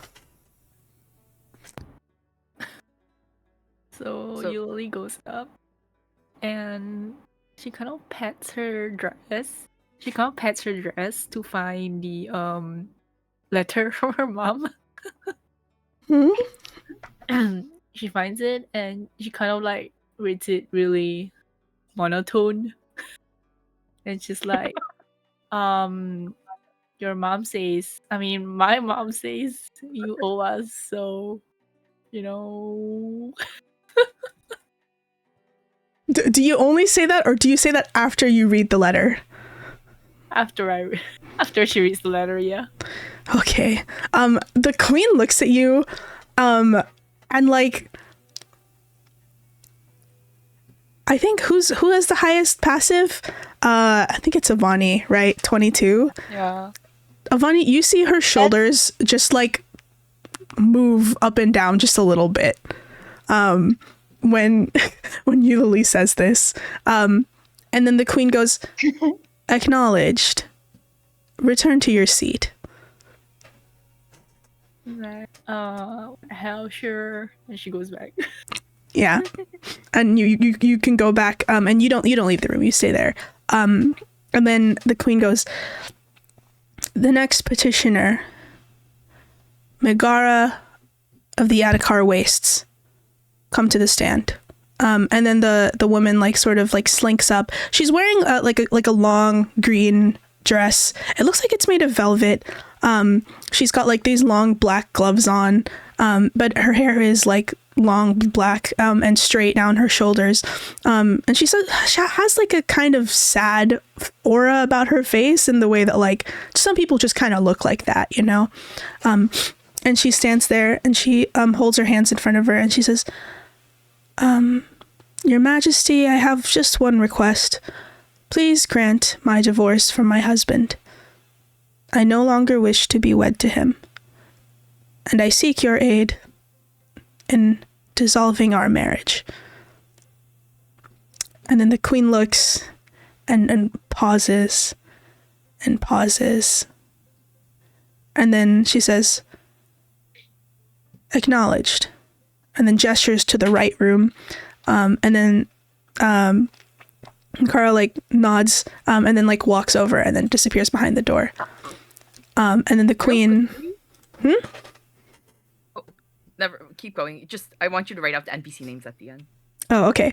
And then she leaves, and then the queen stands up from the seat and goes, "Will the final group make their petition?" All right. There we go. Here we fucking go. Well, what are you guys doing? Do you just stand there and go, "Here we fucking go"? No. No. I kind of like nudge yeah, at, like, we will Avani. walk over, I guess. I will walk over. Yeah, we're Avani walking will over. walk over. Front. I think as we're walking over, I kind of like nudge Avani, like, you know, that's your queen. You know, this is like the queen of your realm, and you're like a faithful devotee. So Is that ahead and your speak. like great grandma? Is that how it works? Yeah. Anyways, yeah, it's all on you, Avani. Does that make Ivania a royalty? No, I don't think so. I think it just makes Avani maybe perhaps the best representative to speak. Yeah. on Yeah. this. Talking Yeah. about. What? Vani's just like descended from one of the incarnations that the shadow was previously. I believe Not- so. Not royalty right now. Like not royalty of the queen right now. Okay. I mean, okay. So we all go together to the stand, and Yeah. you want Avani to talk. Okay. Yeah. Or you can lead. You have two Okay, Bartus and, inside. You got this. Okay. And Avani will bow slightly and say, "My queen, thank you for hearing us out. As you probably have heard, there have been some disturbances ever since the ending of the Laurels, involving a cult who claim to be adherents of the promises. Of the promise, yeah, the adherents of the promise, and they've kidnapped a number of figures, among which are Count Lapistrike of what's that town's Wyvern name upon again? Sorry. stone. Wyvern upon Right, stone. the Count Lapistrike, Wyvern upon Stone, and one of the other participants of the Laurels named Ruby Heng, and probably more Yeah. across the realm that we are not aware of. They We're seem aware to of them. be, huh? We got the list of names, but you can keep going. Yeah. Of all the people who were kidnapped. Yeah, but I'm sure the queen knows. So it's fine. Keep going. And there might be more than what we have anyway. There's probably more, and yeah, they've also been conducting weird rituals, mysterious rituals with regards to the moon, and we were hoping that you would be able to provide some insight or some aid with regards to situation that we're currently in. Does anybody want to add anything? I think that's the gist Like- of it. Does the figure react in any way at the mention of like Promise? Bound by promises. yeah, the promise? Yeah. Nope, she doesn't seem to move. Mm-mm. So that's the end of your formal petition, yes? Yeah. Yeah, I mean, unless anybody wants to add anything else, yes. Speak that is now or all I hold your do. peace. That is all Avani does say. Yes. Yeah. We requested for information and aid. Yeah. Are we allowed to keep adding things? I Like don't no, like know. I'm asking out of.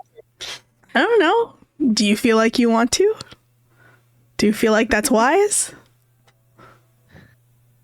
Oh wow. Okay. Yeah. Well, say that. Ew. Okay. Wow. Yeah.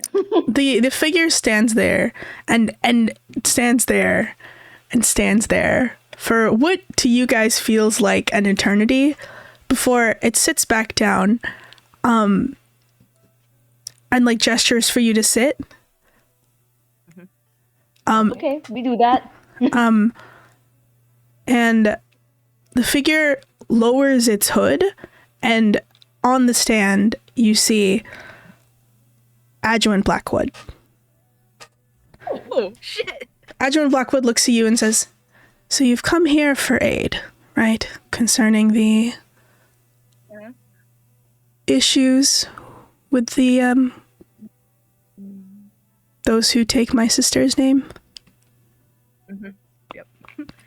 Aid Yes. or any sort of information you are able and willing to provide.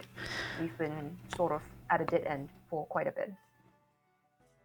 She like gives like a light chuckle and she's like, "Yes, I mean, to be frank with you, I am myself am at a dead end. Hence the sparsity of this normally quite grand occasion. And apologies again for not being forthright with my identity, but I'm sure it wasn't a complete surprise to any of you. You don't seem entirely surprised. Good job on the trials, by the way. You've all made interesting decisions. Tell me, what did you think of the items you found during your trial of instinct. Why did you choose them?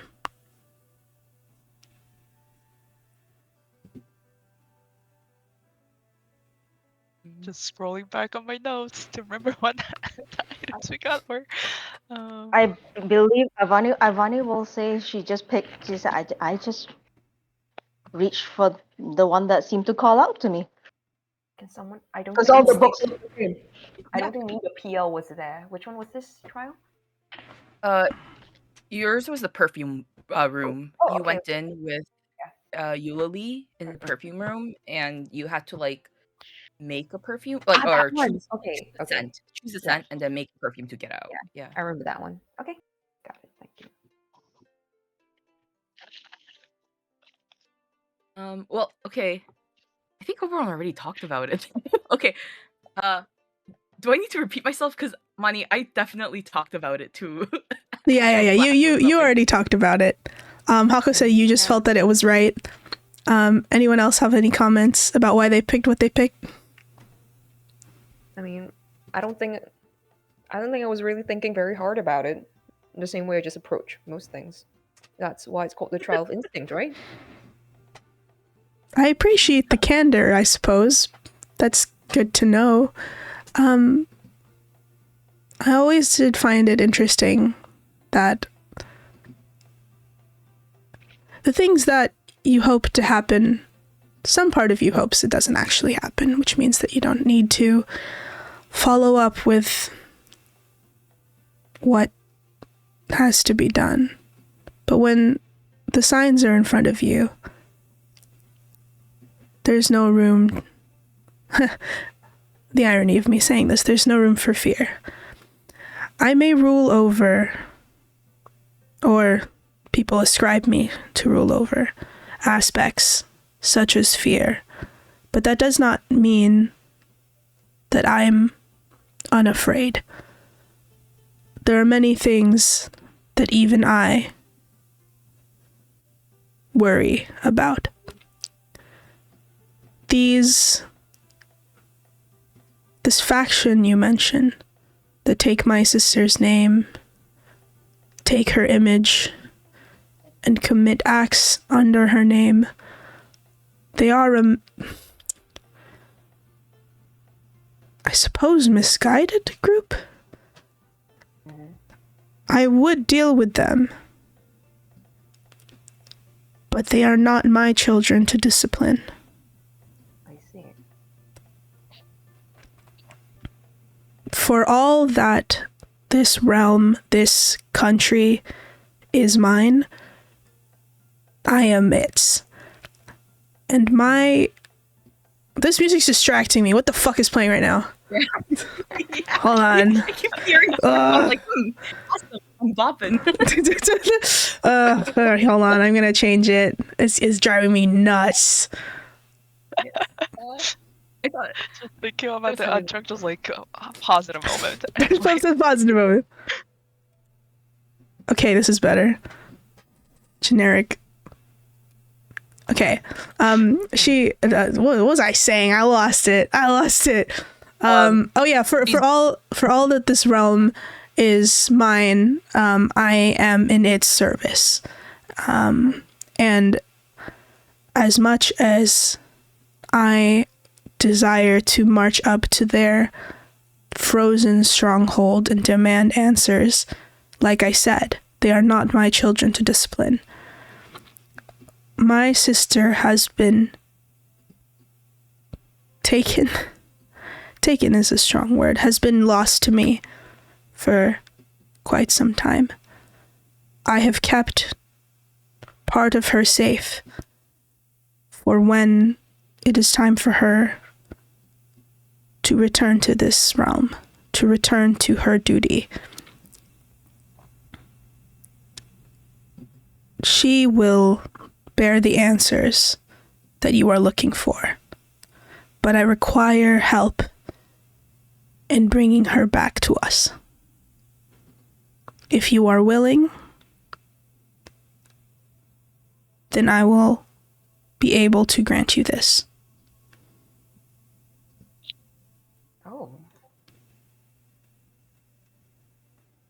I see why we needed to roll for new characters or like make our backup. I see. Why? What do you So mean? Anyways. to clear our understanding, would it be correct to assume that all of the things done in her name is not supported by your sister? The queen sort of like puts her hand like in her chin, like sort of like full, like, and almost looks like she's rolling her eyes, but she's too majestic for that, right? My sister's behavior, love her as I might, has not been anything that I have ever been able to understand. And as you are thinking correctly, she is not here to say whether this is in her designs or not. The only reason I am entertaining the idea now is I believe that fate, I don't want to call it that because I don't quite like how she operates, but I believe that there are some signs, namely from you, and unfortunately, namely from those you speak of, that it's time for her to return. I see. Those affects that you've picked, thinking it felt right, thinking it just is what I touched, they're all related to my sister. I set up, maybe foolishly, parts of these trials to see if my hunch was right, that she was calling from beyond, or fate was calling from beyond for her to return. But in actuality, in truth, I am afraid of what that means for, well, the rest of the continent. What is so... What gravity of situation, what momentum is being pushed that requires her to return? Of course. Pardon my asking, Yes. but return from where? There is little God's fear, my child. Very little. We do not die in the traditional sense. If we die, we come back in another body, but in the same mind, with the same strength. We perhaps fear the loss of the mortals around us, but that is part and parcel of divinity. But there is a way to kill a god in a way that they do not come back. They are unraveled, so to speak, unmade from the divinity, unbound from the powers that make them more than you. Something attempted to do that to my sister in an age before you were even a glimmer in this plane's eye. All of you. Even you. And like points at like the elf much older. My sister would have been unwound permanently if I did not shelter part of her in hopes of her reincarnation. She died, maybe appropriately, for love. And in my own love for her, I I kept her from leaving without recourse of coming back. I see.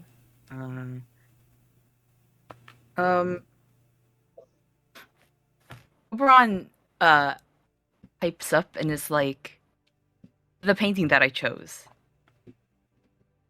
was either the subject of the painting or the painter themselves. Well, I assume, one of them was your sister, or the other, had a hand in the near unraveling. You have a portrait of my sister, perhaps as best as I remember her. I was not the one who brought it to life. It was that fool that she died for who made it. Why I keep it? Sentimentality? Sorrow, grief. But it captures her as they would have. As I would have. Bright and alive. See. And do you have any information on the painter that your sister nearly gave her life for? See, that's the thing with being untethered. It's not just that you cease to exist here, to talk to other people, to breathe, to eat, to sleep. You are no longer remembered. You are no longer something to be talked about. There is nothing left of you to mention because you do not exist. You never have. And should the untethering stay, you never will. Whoever it was that my sister died for, I only know them by their absence, by the hole that they make in my memory of my sister. Their shape is made up purely of what is lacking in my memory of her. And so I cannot answer that for you. I see. Then, Your Majesty, if you may, just a few more questions. The doings on with the Feywild, as well as, I believe, the preserved devil's head that the Three Beats requested that we take back from the agents of who I assume were possibly the Silk, I think was the implication. Is that all tied together with your sister's, the cult that is trying to doing things in your sister's name? Or are they completely separate incidents? She looks at you and sort of tilts her head back and forth, almost assessing the information that you've given to her. And she shrugs and she says, while my dealings with Lament are few, it is on purpose. The man's designs are beyond my comprehension, further even beyond my sister's. He sees past what most of us, even us gods, plan for. But I fear he sees too far afield and cannot understand the temerity of the now. I don't know what he wants with, you say, the Silks people? I'm not sure if that matters to me. Actually, I don't think it does matter to me. Lament does what Lament desires to do, and even more so than the rhythm moves to his own beat. What I require of you, to make it clear for all of this exposition, is it seems that it is time for me to gather the pieces of my sister and have her come take the task on of whatever it is coming. It's clear that forces are moving that I cannot handle on my own. Even as... And then, like, the room darkens even further, and for a moment, all you can see are, like, 2 pinpricks of, like, very faint starlight where, like, the podium was. Even as a shudder through midnight. And then everything comes back up. I am unable to spread myself so thin. There's a part of my sister that I have kept safe. I would hope it to be safe, but it seems from Miss Eulalie's petition that it is in jeopardy.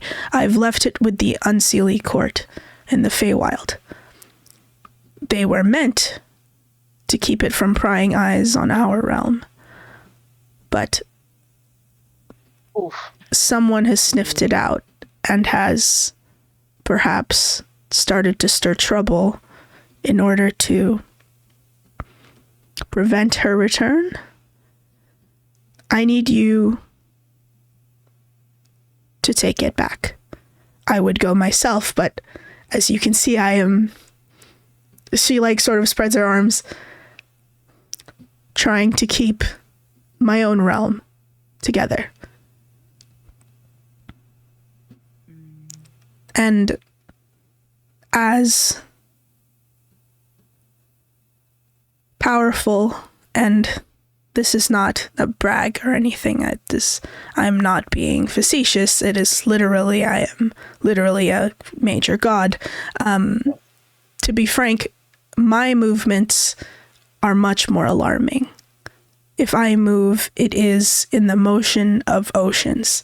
Wow, that's a funny thing to say. It is the motion of a large body of water sweeping through with destruction that is obvious and alarming. If you move, it is... Tsunami. Sorry, go ahead. If a smaller force were to move, perhaps we could buy some more time before I don't even know if they're an enemy, whoever it is that's causing these multiple problems to pop up, before they are alerted. To be frank, you all are quite insignificant in the whole scheme of things. And that is to your benefit. I do not mean this in insult, but it is to our benefit that you are so, how do I say this? Unimportant? Insignificant? Unrelated to the larger forces at play? Yeah.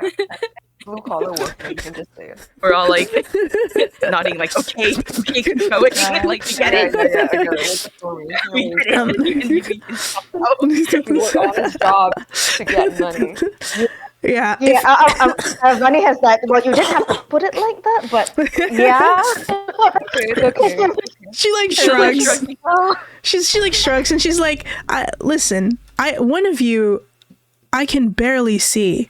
And she's squinting in the general direction of Kevin. I have exceptional night vision, and looking at you is almost like looking at, I don't know, a blind spot. It's very strange. You should get that checked out. Anyway, yes, I would like... You mentioned tethering and stuff. This is not this doesn't feel like tethering, right? Untethering? Unraveling? We don't want Kevin to get untethered all of a sudden. What happened? She looks at she looks at you or tries to look at you, Kevin, and then she says, "I'm not sure there's anything to untether, Mr. Kevin. What is there of you for someone to want to erase?" You're so right, Your Majesty. I haven't a clue either. But thank you for confirming that this is some other forces. Well, I'm not 100% sure. Again, you all are so minuscule in the placid lake of goings on that even if what was happening to you is similar to the untethering that tried to take me from my sister, I could not find or feel the similarity because it is just so subtle.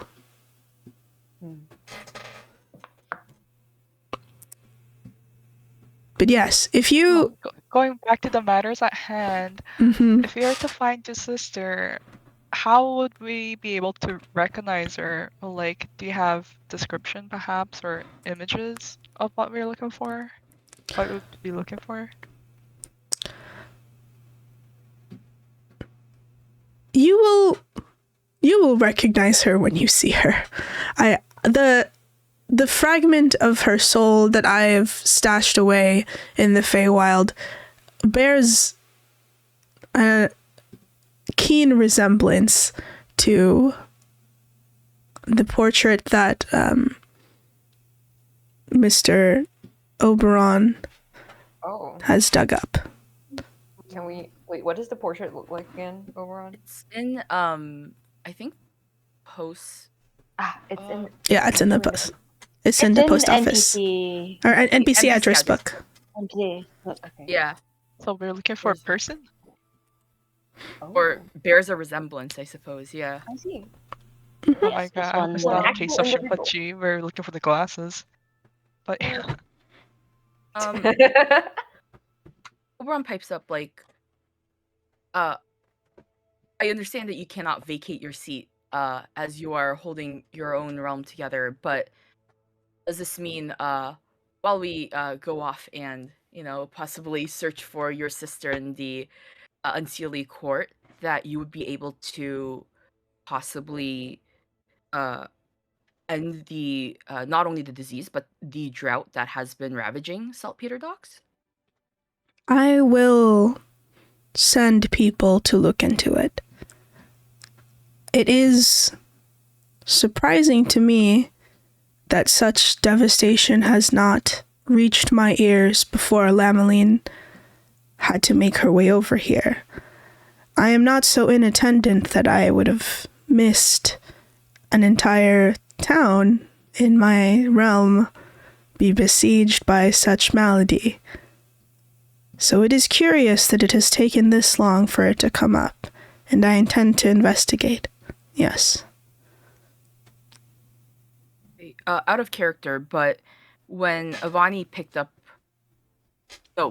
talked to the Earth Genasi attendants, didn't they say something about the saltpeter docks having been the Earth being like cursed or something or destroyed because of killing some large monsters or something, right? Mm-hmm. Yep. Okay. I see. Okay. Then I ask, like, Does it have anything to do with that? Yeah, would you be able to cure the Earth that was so ravaged by whatever monsters were felled? I believe in your previous incarnation, right? That's what it was. She sort of like scratches like the side of her head, almost bashful, just like, this. All outposts. I don't believe that this is the cause of the malady. What happened to the Earth in the saltpeter docks is also part of what keeps their economy running, in a sense. People make a living from, I wouldn't say cursed sand, cursed earth, but the remnants of that felled beast make for excellent trade material. And while the earth itself is poisoned, it is poisoned in a way that has been controlled. Either something foreign has entered, or an outside force has made their influence stronger than it needs to be and is causing issues. I see. Right. Do you happen to know what they want with the people they've kidnapped? why them? Why kidnap people, and why specifically those people? And they were trying to kidnap a fair number of us at the Laurels too, not just them. Remember, they were like, it'd be best in your interest if you were to come with us when they first attacked the Moonmen, or something like that. Or I do not know exactly of their aims, but if I am to make a conjecture, make an assumption, unfortunately, I fear they want the same as myself, but they are going about it in perhaps the worst way possible.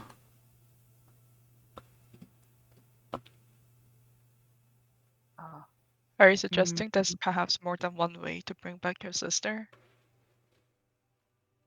So they believe. worst way possible. Human sacrifice, right? Or That's to, what we're. Would it even work? or to use a person as like a vessel or a new incarnation, like make one, Yeah. right? Well, close enough. Mm-hmm. Still, Is human Frankenstein a god? I see. Hmm. Okay.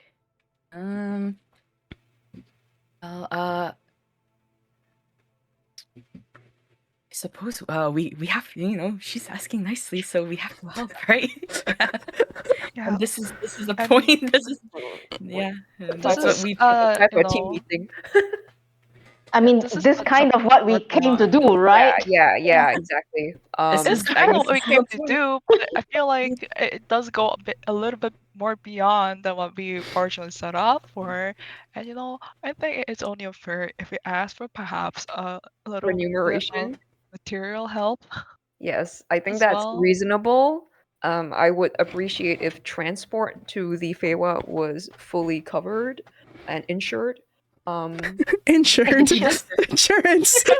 Or just That's where I'm traveling I know Yuli's from there, but I've never the- been there. It could be a shithole for all I know, right? She Oh my like God. nods and she's like, "Oh, rest assured, I will open there is a portal to the Feywild that I maintain for communication purposes for the most part with their court, though I have been unable to contact them as of late, which I thought was just more of their precariousness, and then looks at you, Lily. Most fairies are. Most of the Unseelie court, in fact, is unpredictable, unreliable, selfish, and, quite frankly, not entirely stable. But It's okay. I think that we is have a part. lot of experience with that. That is perhaps your best asset in entering that place. You need a lot of experience and a lot of patience. But again, this is not a discredit to them, though it may sound like it. Their unpredictability and lack of logic is sort of why it's the perfect place to hide away something. You understand? Okay, so what do we do when we find this fragment? I think first you may want to sort out what is preventing the Unseelie Court from contacting myself and requiring so many of their young people to come and petition for help. They may require Assistance. assistance. I see. I pipe up. I'm like, Your Majesty, since we are heading into a war, would you be able to help us in terms of actual, the fighting itself? Perhaps through some artifacts or blessings. She gives you like the stink eye, like, what are you begging for, boy? And she like sort of like she says, anything that I might provide you would be too radiant of a blessing, like a beacon from which enemies can swarm you. But I can provide you with this.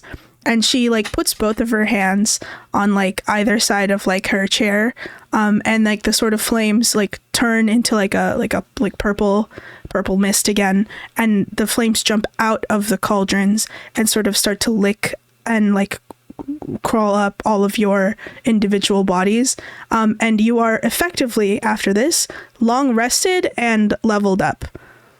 Oh my god. So you gain one level. You can do the level up at the end. Yeah. Crazy. I also to do that 5 more times. she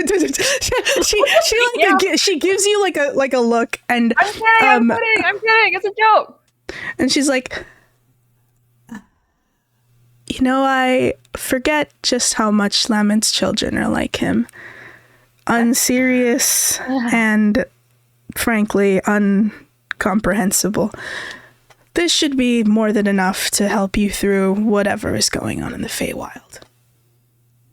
Okay, Avani is thinking about it, and she asks, "Well, if they're here for the fragment, and we take it away, doesn't that mean their objective is also no longer there?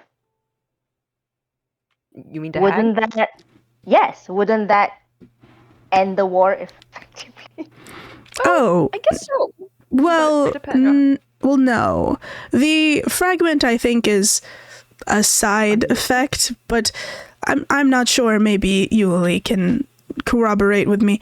The hags of the Feywild have been oppressed, in their own words, for quite some time, and quite frankly, an excuse or a catalyst to have them do this uprising, do this war, do this conflict is a welcome one in their eyes. The Feywild and Right. has been a battleground between the Unseelie Court and the Hag Sisterhood for quite some time, but the hags have not really been much of an issue until now, and I'm not sure why that is. So either somebody's funding them or set the fire under the situation, perhaps. Instigating. Yeah. The hag so far had no relation to his sister, right? Not they that might be I know of. Okay. Yeah. But It's just the fragment seems to just be like caught in the middle of all this, right? Sort of like a coincidence almost. The hags are fighting, and now they're being backed by something else that we don't know. So, I think that's the current situation, is what I get.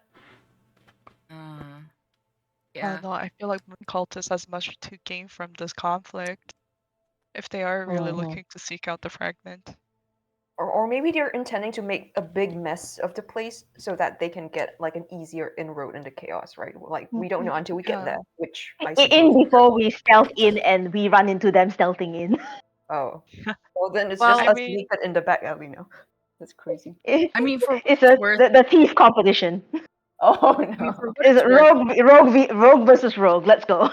I think for what it's worth, the hags rising up against the Feywild like court means that they again, possibly may have had help from whichever party wants to steal the fragment of the promise.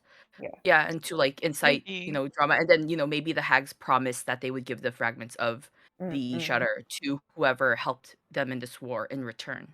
Possible, but I guess we'd have to go there to. But we have to go there. Yeah. Guess we're going to go find out. Hag war time. Yeah. Hag war time. I can't believe it. Wow. Wow. We're a bunch of children going to fight in a war? Oh my Yeah, god. dude, I just We're quit my child soldiers. Children? I just quit my Children. service job The and now I'm oldest trying is to like work. in their 30s. That's And crazy. youngest is Yeah, still like yeah. 30s. Yeah. I'm Why not is it saying any of this. This is all out of character, okay? Don't- Yeah. That's so Yeah. funny. It's just like, yeah, I quit my job as an office worker, now off to fight the hag war. Yeah. I Enjoy quit. Hunger Games. I quit my office worker job, and all I got was this invitation to the Hag War. I can't believe like the arc for this is just like season 3, the Hag Wars. Oh my god, yeah. Yep. Welcome to season 3, the Hag War.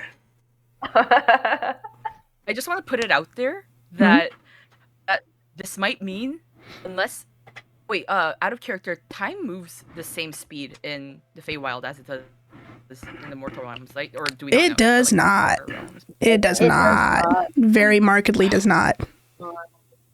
Wait, hold on. Where's the fucking GIF? Hold on. And I have a GIF for this. quick, people, say goodbye to your loved ones. Wow. Is this Oh, why also, we need a new character?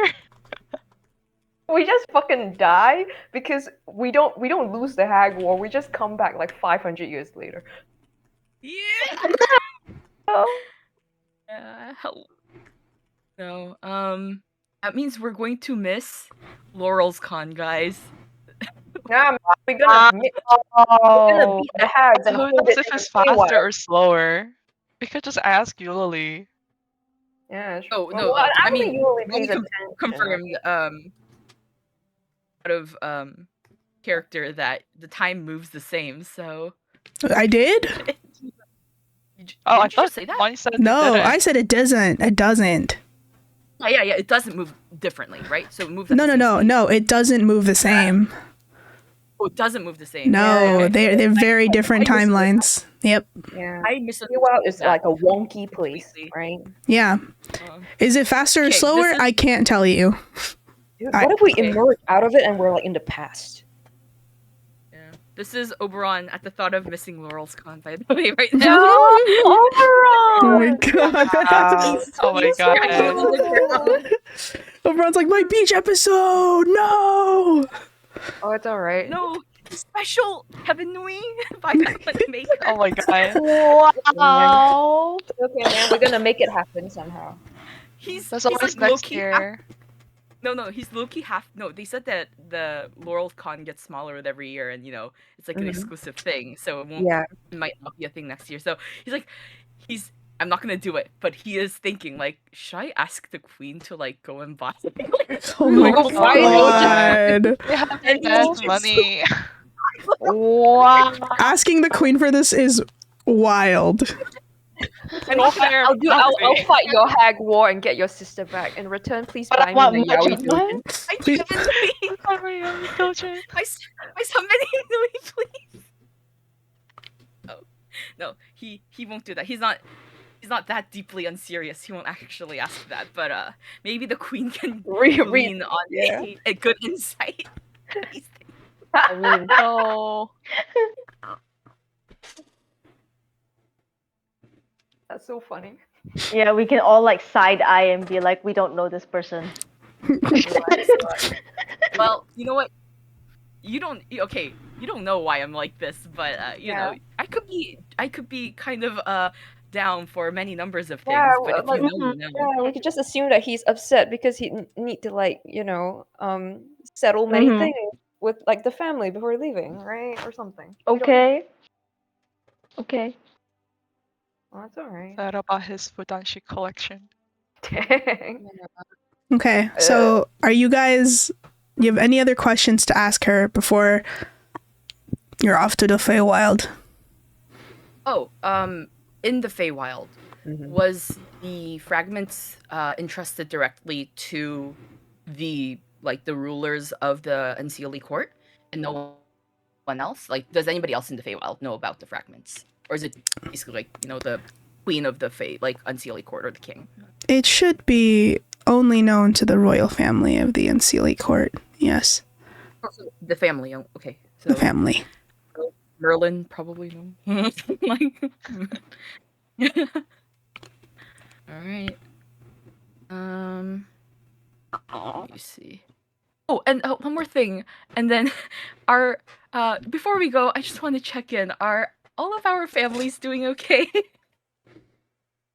She just looks and she We emote at times. like shrugs. She's like, I am not omniscient, Mr. Oberon. I do not know. Oh, the I don't know about. Well, it seems like maybe you should look into the Ridden Stag. That's the name of. Sorry, that's the name of the Rogues Guild, right? That's like running like you said, like most of like northeast of Lower Orchard, right? Mhm. Yeah, I'm like, there might be nefarious ongoings. I mean, with or something's going on with the Ridden Stag, and I don't know. Perhaps you might want to send people to look into that as well, unless of course you're already in the know. I am aware of their movements. It is not unclear to me what their aims are. Okay, and I think that's it. She will gesture, if no one else has anything else, she will gesture to the back of the room, and the door will be there for you all to go through. All right. You all go? Yeah. Yeah. I guess so. Okay. So you go and you open the door, and as you sort of leave the court, for like the briefest moment while you are leaving, you feel the sort of like light beams like hit the back of your head, and you just hear just the quietest, like tired sigh, and then the door like shuts behind you. Oh my god, we're doing her a favor, and she's like, oh, those like you don't know what that sigh was about. You know, she's old and she's tired, man. There's so much shit going on. But yes, you all find yourself in a glade not dissimilar to the Trial of Wilderness. It is the sort of like, you can see the aurora in the sky, and there is a trail ahead of you that you may follow. Okay. Ryan, With or Where are we? I assume we're headed to the Feywild? Feywild, Wait, or- Eulily's with us. Cut. Yeah, Eulaly's with you. Eulaly- Cool. Okay. Unless Eulaly didn't come for some reason. I think Eulily's coming with us. Yeah. She is there. So Yeah. we should know the way, right? Is there even like a know the way for a place like this? I've just heard that this is wonky, right? The We should road follow ahead of that thing you in- is just an open trail with like woods on like either side. Yeah. Mm. Oh, all right. Yep. If yeah. To follow the go. path. All right. So you guys start to walk, and it feels very familiar to you, very much so like that road leading to the Trial of like Night and the Trial of Wilderness. And you walk and you walk, and you eventually like find yourselves like in a clearing, and at the end of the clearing is like a faintly glowing purple light. Kevin, is Olive with you? Yeah. I have set him down on the floor now, and he's just like strolling, I guess. You guys are maybe like, I don't know, like 100, 200 meters away when you start to see like this clearing coming up. So it's not super close, but you can see it's ahead. And Olive starts to bark, and he like darts ahead. As Olive darts ahead of you, all of you feel your head start to pound. And there is a lightheadedness that you are feeling woozy, and you are feeling sleepy, and all of your eyes start to close. Anyone right now, before anything happens, you can make me a perception check. But we haven't leveled up yet, so our perception could. You will level up after okay. your long rest, quote unquote. So like next session. 18. I will guidance myself. Fuck me. Oh, Fine. net 20. Not 20. Nice. Oh, Yay. Okay. nice. Wait, perception, right? Perception, yes. And I will guidance myself. So that's 16, I think, total. All of you feel you guys all did pretty well on perception, except for Oberon, who's I think just kind of jazzed that, I mean, you're on a task from what is essentially a god, Oberon. This is great. This is great news. Yeah, but my also Laurel's con. Yeah. You're sort of distracted by both joy and sorrow, right? But the rest of you are kind of locked in. And you can tell that, like, as you're walking and feeling this lightheadedness, you start to hear like the rhythmic sound of like drums, like just in the back of your periphery, and it gets louder, and then the sound of drum beats gets louder to the point that you can't hear yourself think as you were blacking out. And the only one who notices this in the sort of chaos of like your like sensory overload is Sanmei with your nat 20. You see from the corner of your eye a sort of bright reflective glint, and then a figure with sort of like hair not too dissimilar to Hako and Oberon dart behind a tree. And all of you sort of black out for a moment. And then when you open your eyes, still hearing this like omnipresent and like heavy weighted drum in the air, the path ahead of you that was once one is now split into two. It is mirrored on either side. You can see Olive barking, and Olive is towards the right side of the path. But there is also a left side. I see. I vote we follow the dog. I also tell everybody that I think I saw somebody else on the path with us. You're hiding Wait. right now. Quick question. When you said somebody with hair not dissimilar to Oberon and Hako have very different hairs. I think Yeah. Sonmei would raise Asbrian, right? I would say that That's like what you're trying to say? I think seemed a little bit like one of the Aspirin twins. You know, the ones that Yeah. declined. Black and white hair. Ah, Correct. okay. Yeah, I I saw see. that. Longish hair, black and white. Yeah. I don't know where they've gone, but I think they're here with us. Oh. How? Investigation or perception? I don't know. Yeah, I would say if you try to make any like perceptions or investigations, you will be at like a steep disadvantage because currently your senses are being overloaded by the drum beats. Yeah, we should Oh. go first before we do anything. Follow Dom. Investigation. Yeah. So you guys go closer to Olive, and then Olive waits for you. But like, you can make me an animal handling, but I don't think you need to. Olive looks extremely anxious.